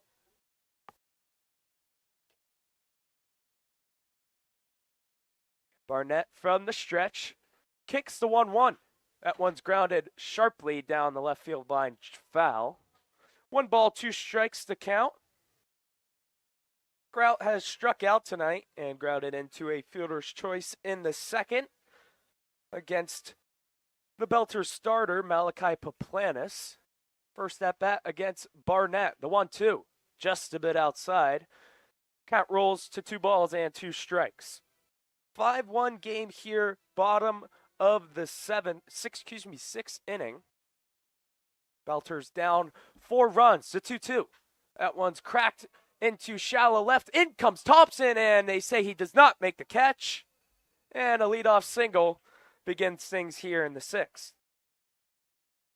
Tried to come in and dive at it was Thompson. Would have been a tough play. And the leadoff single starts things in the bottom of the 6th. So the lineup card turns over. And in steps Clay Jacobs. 0 for 2 on the night is Jacobs. Couple of flyouts and a hit by pitch. 4 hit by pitches for the CornBelters. First time facing Barnett. First pitch is low and in tight for ball 1. So a leadoff single from Grout. Now the center fielder Jacobs. Belters down 5-1 here in the bottom of the 6th. Barnett throw over. Back safely goes Grout. Middle infield at double play depth. Thompson Allen deep in center. 1 ball, no strikes to count to Jacobs. Kick and the 1-0. Curveball in there on the outside half of the plate. A ball and a strike. Grout started the inning with a singled. He leads off of first, being held on by Johnson. The 1-1. Cracked back foul. A ball and 2 strikes.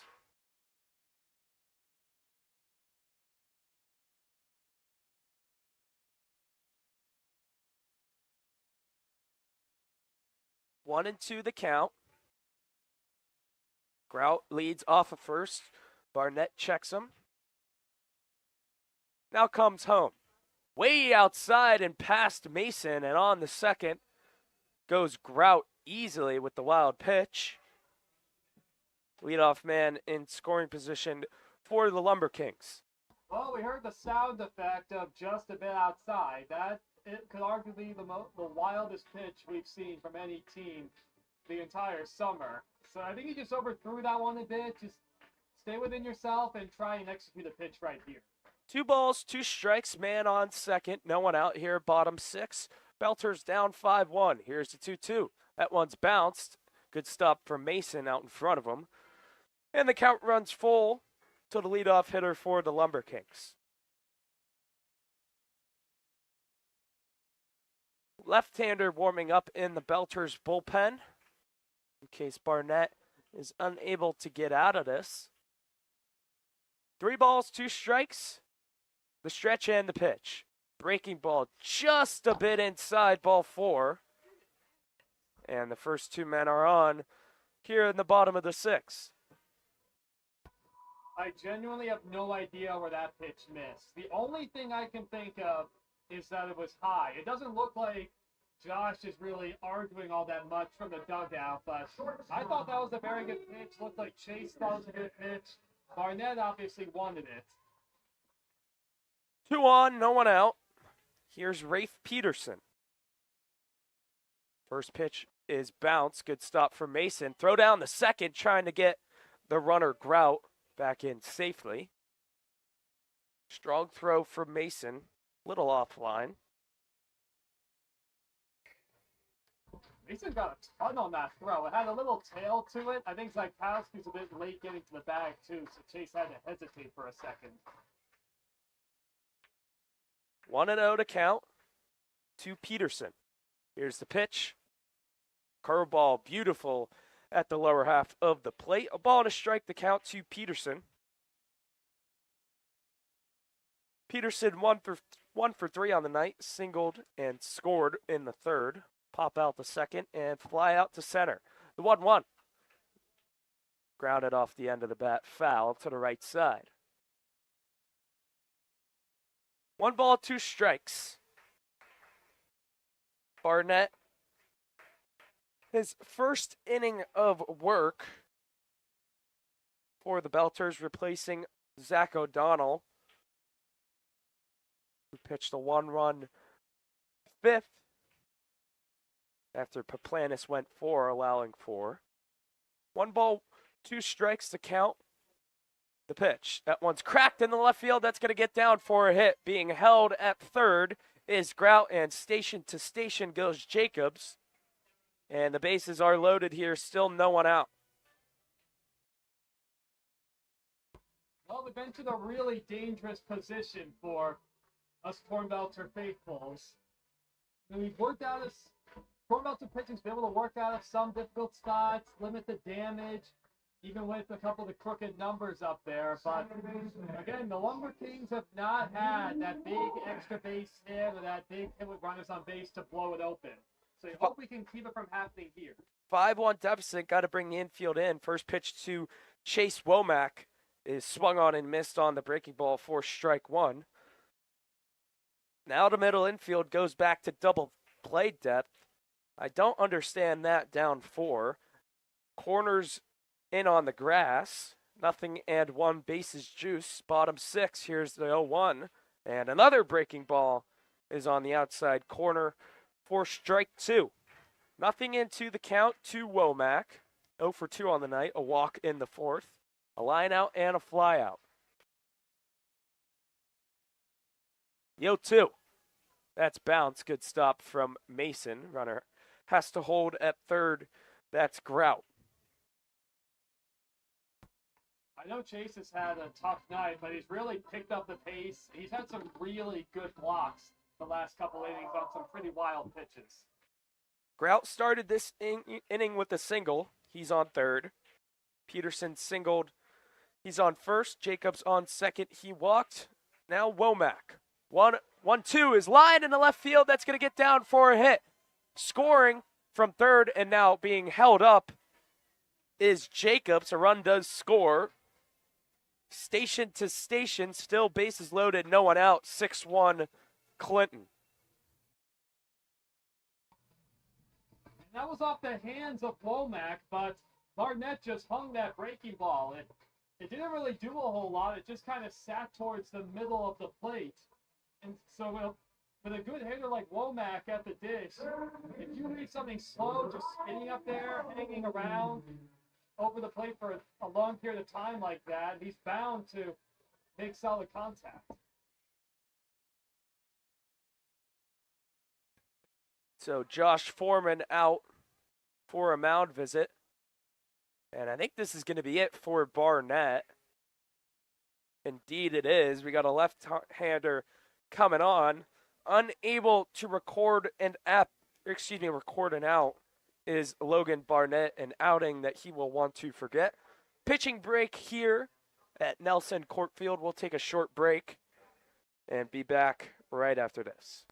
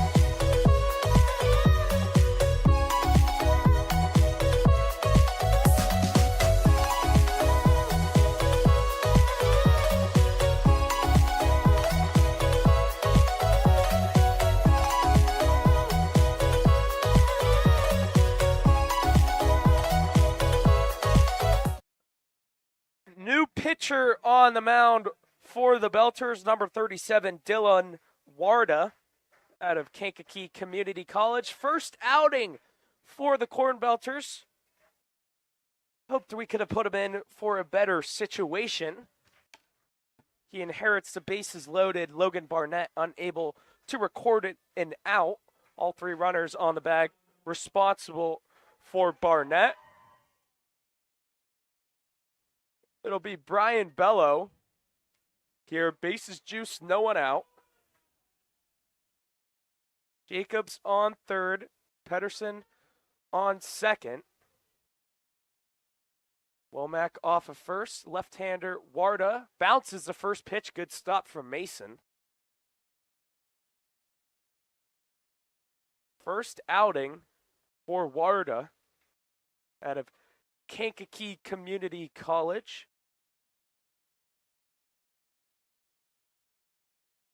.91 ERA this past season. 3 2/3 innings pitched. 1-0 is swung on and missed. The ball on a strike. Put in a tough situation is the new guy, Warda. Corners in. Possible force at the plate. Middle infield at double play depth. The 1-1 is bounced and gets by Mason, runner at third. Jacobs has to hang up there. 2 balls, 1 strike to count to Bello. We've seen one really good fastball, then a couple uncompetitive breaking balls. I know it's a tough spot for Warda. He's making his debut, but he needs to at least make the hitter beat him. 2 balls, 1 strike. In there for strike 2 at the knees.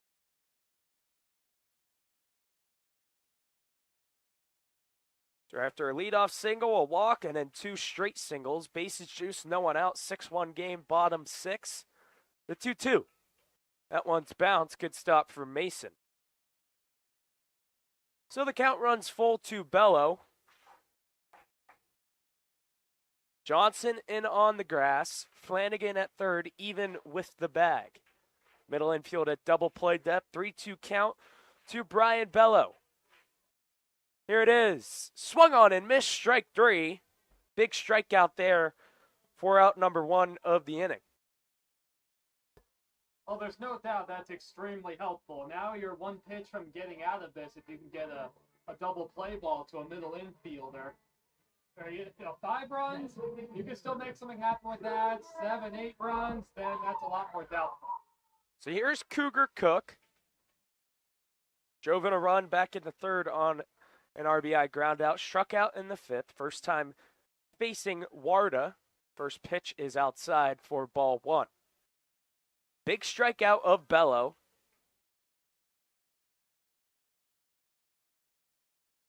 Warda not responsible for all three runners on the bases. That's Barnett. 1-0. And that gets away from Mason. And scoring from third is Jacobs. It's now 7-1 Clinton.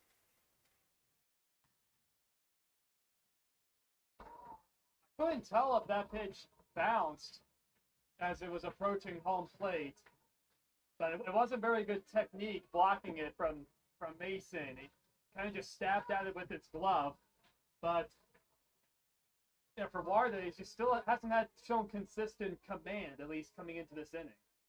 Pass ball of Mason, runner scores. 2-0 is fouled back. 2-1 the count. Infield has to come all the way in now, all across. Middle infield and the corners.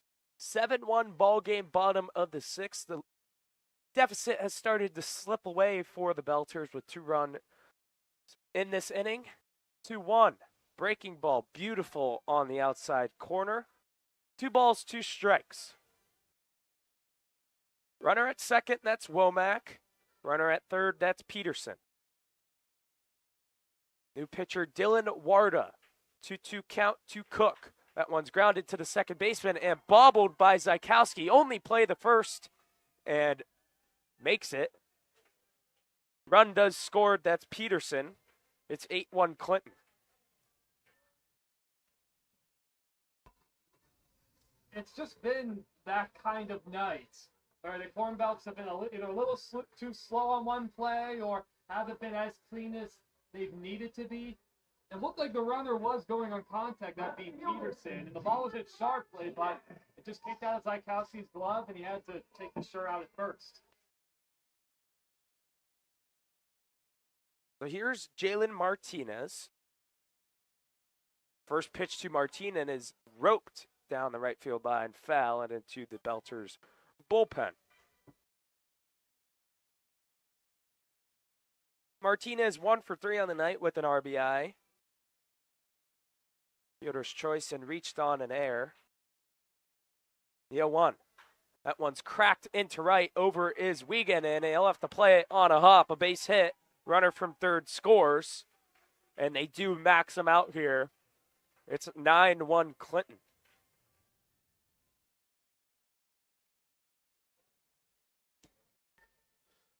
So the day is finally done in the record books for Barnett.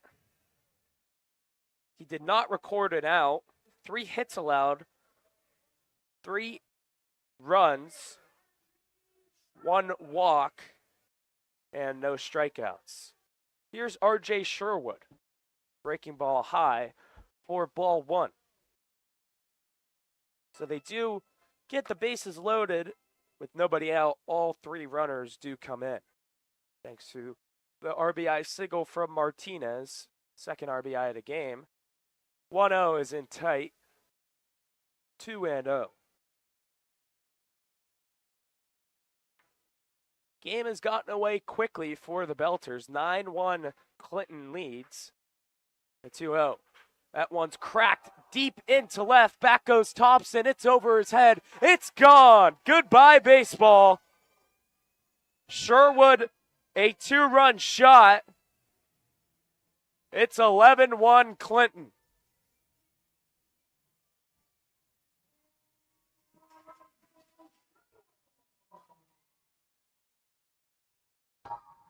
Well, the only question was if that ball was going to be high enough as it got over the 335 sign out there. Sherwood made solid contact on it. And it really wasn't until that swing where we saw the big extra base hit from the Lumberkings. That's really just more of an explanation point on a night where the CornBelters just haven't had the ball fall their way. They haven't been super clean in the field. Haven't executed in a few other situations, and it could easily be 15-1 right now. Lumberkings just the better team tonight. A home run of Sherwood, his 3rd of the season, and here's Noah Thine. First pitch is bounced. 11-1 Clinton leads, a part of a 6-run, 6th inning. This is the 9th batter of the inning. Unbelievable. Unbelievable. 1-0. Automatic strike. A ball and a strike. The count to Thine. And you're right, Evan. It's defensive errors, mistakes. The 1-1's inside. Just not timely hitting and free passes. It's all been just bad baseball tonight for the CornBelters. One they will want to forget. 2 balls, 1 strike. The count to Thine. That's way high on the breaking ball.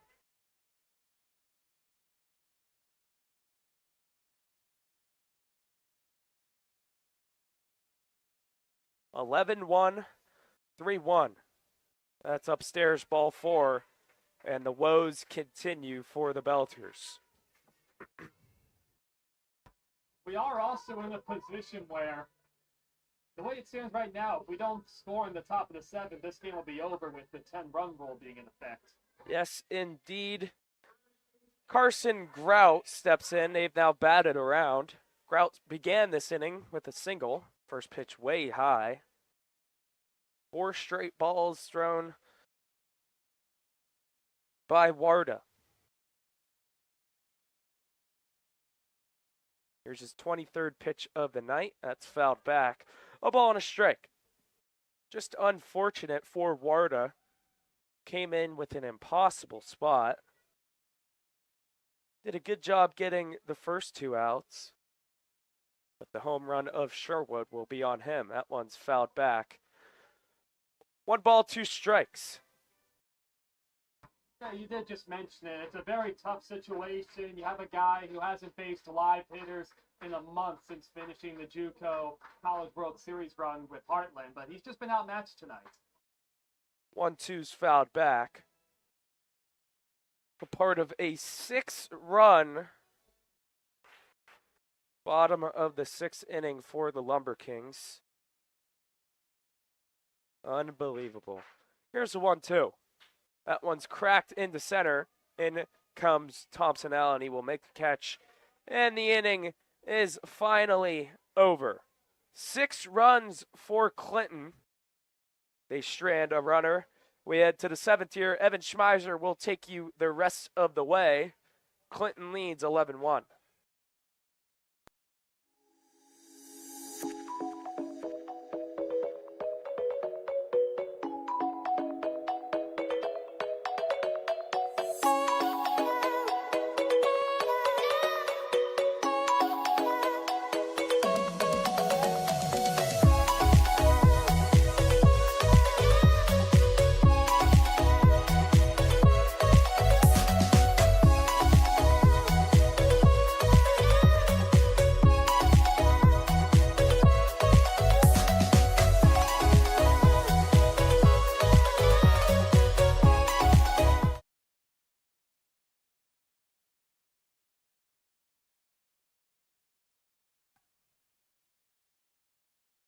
We're going to come back a little bit early for the top of the 7th, everyone. 11-1 Clinton.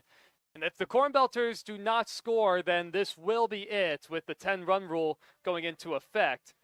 So tonight at Nelson Core Field, it's Youth Drug Prevention Night. And there's a company here that has their own, I guess, display van, the best way to put it, hidden in plain sight. So the way they're set up is if you go in the van and it resembles a makeshift child's room. Now, likely a teenage kid's room. And they're essentially giving lessons or trying to give parents an idea for ways that kids could hide drugs or hide other substances, things they obviously shouldn't have in their room. They have a lot of other, what do you even call it? I got to see a little bit of the setup. They weren't completely set up yet, but stuff hidden under the bed, things hung up on the wall that may not be super obvious, as well as things in drawers, in the nightstands. So, wanted to take the opportunity to make that public service announcement, essentially. Really good to see that display at the ballpark. So Hayden Vickroy back out to work his 3rd inning in relief of Jimmy Burke. Wiegand, Letamendi, and Thompson Allen will be the hitters. First pitch changeup misses outside. Well, similar to the last time the CornBelters came out here, they put up a run in the first. It's been it since then. They've hit a few balls right at guys. You had Johnson fly out to the wall an inning ago. CornBelters not finding the holes. Lumberkings have found the holes as the count is 2-0. Now, the walks and hit batters could be better. Let me double check the exact number. Last time I checked, it was 7 combined free passes from CornBelter pitching. Pitch misses low, 3-0 the count. Oh, let's see. Warda walked the guy, so that'd be up to 8 free passes for CornBelter pitching, which is right on their average over the past 7 games. 3-1 the count, a called strike to Wiegand, who lined into a double play his last time up in the 4th. I mean, that's just another situation. Yeah, first and third, nobody out there. Wiegand hits a screamer where Womack just doesn't have to move, then they get a double play. Pitch misses inside ball 4. Wiegand aboard. Now, if you were to tell me, and I'm sure anybody else, that Jimmy Burke, if he were to be over 60 pitches after 2 innings, the ace for the Lumberkings, one of the premier pitchers in the league out of Creighton, if you told me he'd be done after 4 innings, and then you bring in a struggling bullpen for the Lumberkings, and even if, you put the CornBelters down 3-4 runs like it was initially, you'd start to think advantage CornBelters. Eddie Letamendi, the hitter, he takes a curveball for a called strike. It actually looks like that's Danny Infante, who's grabbed a bat and is hitting in that spot. Yeah, that is Infante. So Letamendi's night is done. Infante, who comes in hitting 136 with 5 RBIs. CornBelters have a man on first. That's Wiegand. They need to at least get him across to extend this game as they trail by 10. Pitch called high, 1-1. Lumberkings set up to turn 2. Only 4 hits and 2 errors for the CornBelters. 11 runs, 9 hits, 1 error for the Lumberkings. Infante takes another called strike, 1-2 the count. So you have Chase Mason also, who's been awesome all year behind the plate. You have the throwing error that led to a run early on. A couple passed balls that helped create some rallies for the Lumberkings. He had a tough night. Letamendi, who, is a vacuum at shortstop, had a couple misplays himself. An uncharacteristic night. It's not a night that makes me feel less confident going through the second half, but it's just a night where the CornBelters didn't have it at their best as Infante lines it into right for a hit. Good swing from him coming off the bench. Stopping at second is Wiegand. First and second, nobody out. But just not the CornBelters' night right now. No, it's not, Evan. A few pitching hasn't gone their ways. They can't make timely pitches. Up to this point, they haven't hit with runners in scoring position. They've left 6-7 runners in scoring position up to this point. So it's been a struggle up for the CornBelters all the way around. First pitch to Thompson Allen is on the ground towards second. Womack up with it to second for 1. Over the first and in time to double up Thompson Allen. Wow. Yeah, it's been that kind of night. With all the speed even. First pitch swinging, Thompson Allen hits into a double play. Yeah, it's been that kind of night. Wiegand up to third, and the CornBelters down to their final out unless they're able to push Wiegand across. It's Tyler Castro's spot, and we're going to get another pinch hitter. That's Alex Mazzetti. Mazzetti 2 for 3 with a couple RBIs. He was able to pick up a couple of hits yesterday in the win against the Aviators, getting the start. Right on right the matchup, Vic Roy deals a curveball in for a called strike. Mazzetti only his 3rd game with the CornBelters after winning the Minnesota high school state title. Well, he needs a hit now to keep this one alive. 11-1 Lumberkings. The 0-1 out of the stretch is outside. Now, if we score and the game continues, you guys will get to hear a story or two. Infield playing normal depth. The crowd gets into it. And the 1-1 from Hayden. Curveball popped up foul out of play. So the Belters down to their final strike. in the opening game here in the second half. We're one of only 4 games in the Prospect League playing tonight. 1-2 the count, 2 outs, and here's the pitch. Fouled away again. Pretty good swing from Mazzetti, just a bit late. Well, it is dark at the ballpark now. Of course, with the days being close to the longest they'll be all year. Wind still blowing in from left. Wiegand at third, 2 outs after the double play from Thompson Allen. Vickroy set again, and the pitch. Curveball on the outside corner for a called strike 3. Mazzetti didn't like it, but sometimes that's the kind of strike zone you might get when it's an 11-1 ball game. So the CornBelters have their 4-game win streak snapped as they go down 11-1 to drop to 0-1 here in the Prospect League second half standings. 2 runs in each of the second and third innings for the Lumberkings, and there was that 6th spot in the 6th where their offense really came alive, capped by the 2-run homer by R.J. Sherwood. Really a night where you could say the Lumberkings could have put a lot more runs up on the board. If not for some bad luck, the CornBelters could have put some more runs up as well. But a night that, of course, the CornBelters would like to forget. And they have just finished up their 5th consecutive game in a string of playing on 11 straight days. So again, Belters go down 11-1 tonight after 10-run rule being put into effect. We'll be back in action tomorrow night, taking on the Danville Dans. First time we'll see them at home after 3 consecutive road games. That'll be a big division matchup early in the second half. We'll be back on the Prospect League TV station. Well, on behalf of my partner, Colin Whitty, I'm Evan Schmeiser. So long for now from the Colonels Collegiate League and Normal CornBelters YouTube page. We'll see you tomorrow, 6:30. First pitch back at the Corn Crib against the Danville Dans. Have a good night.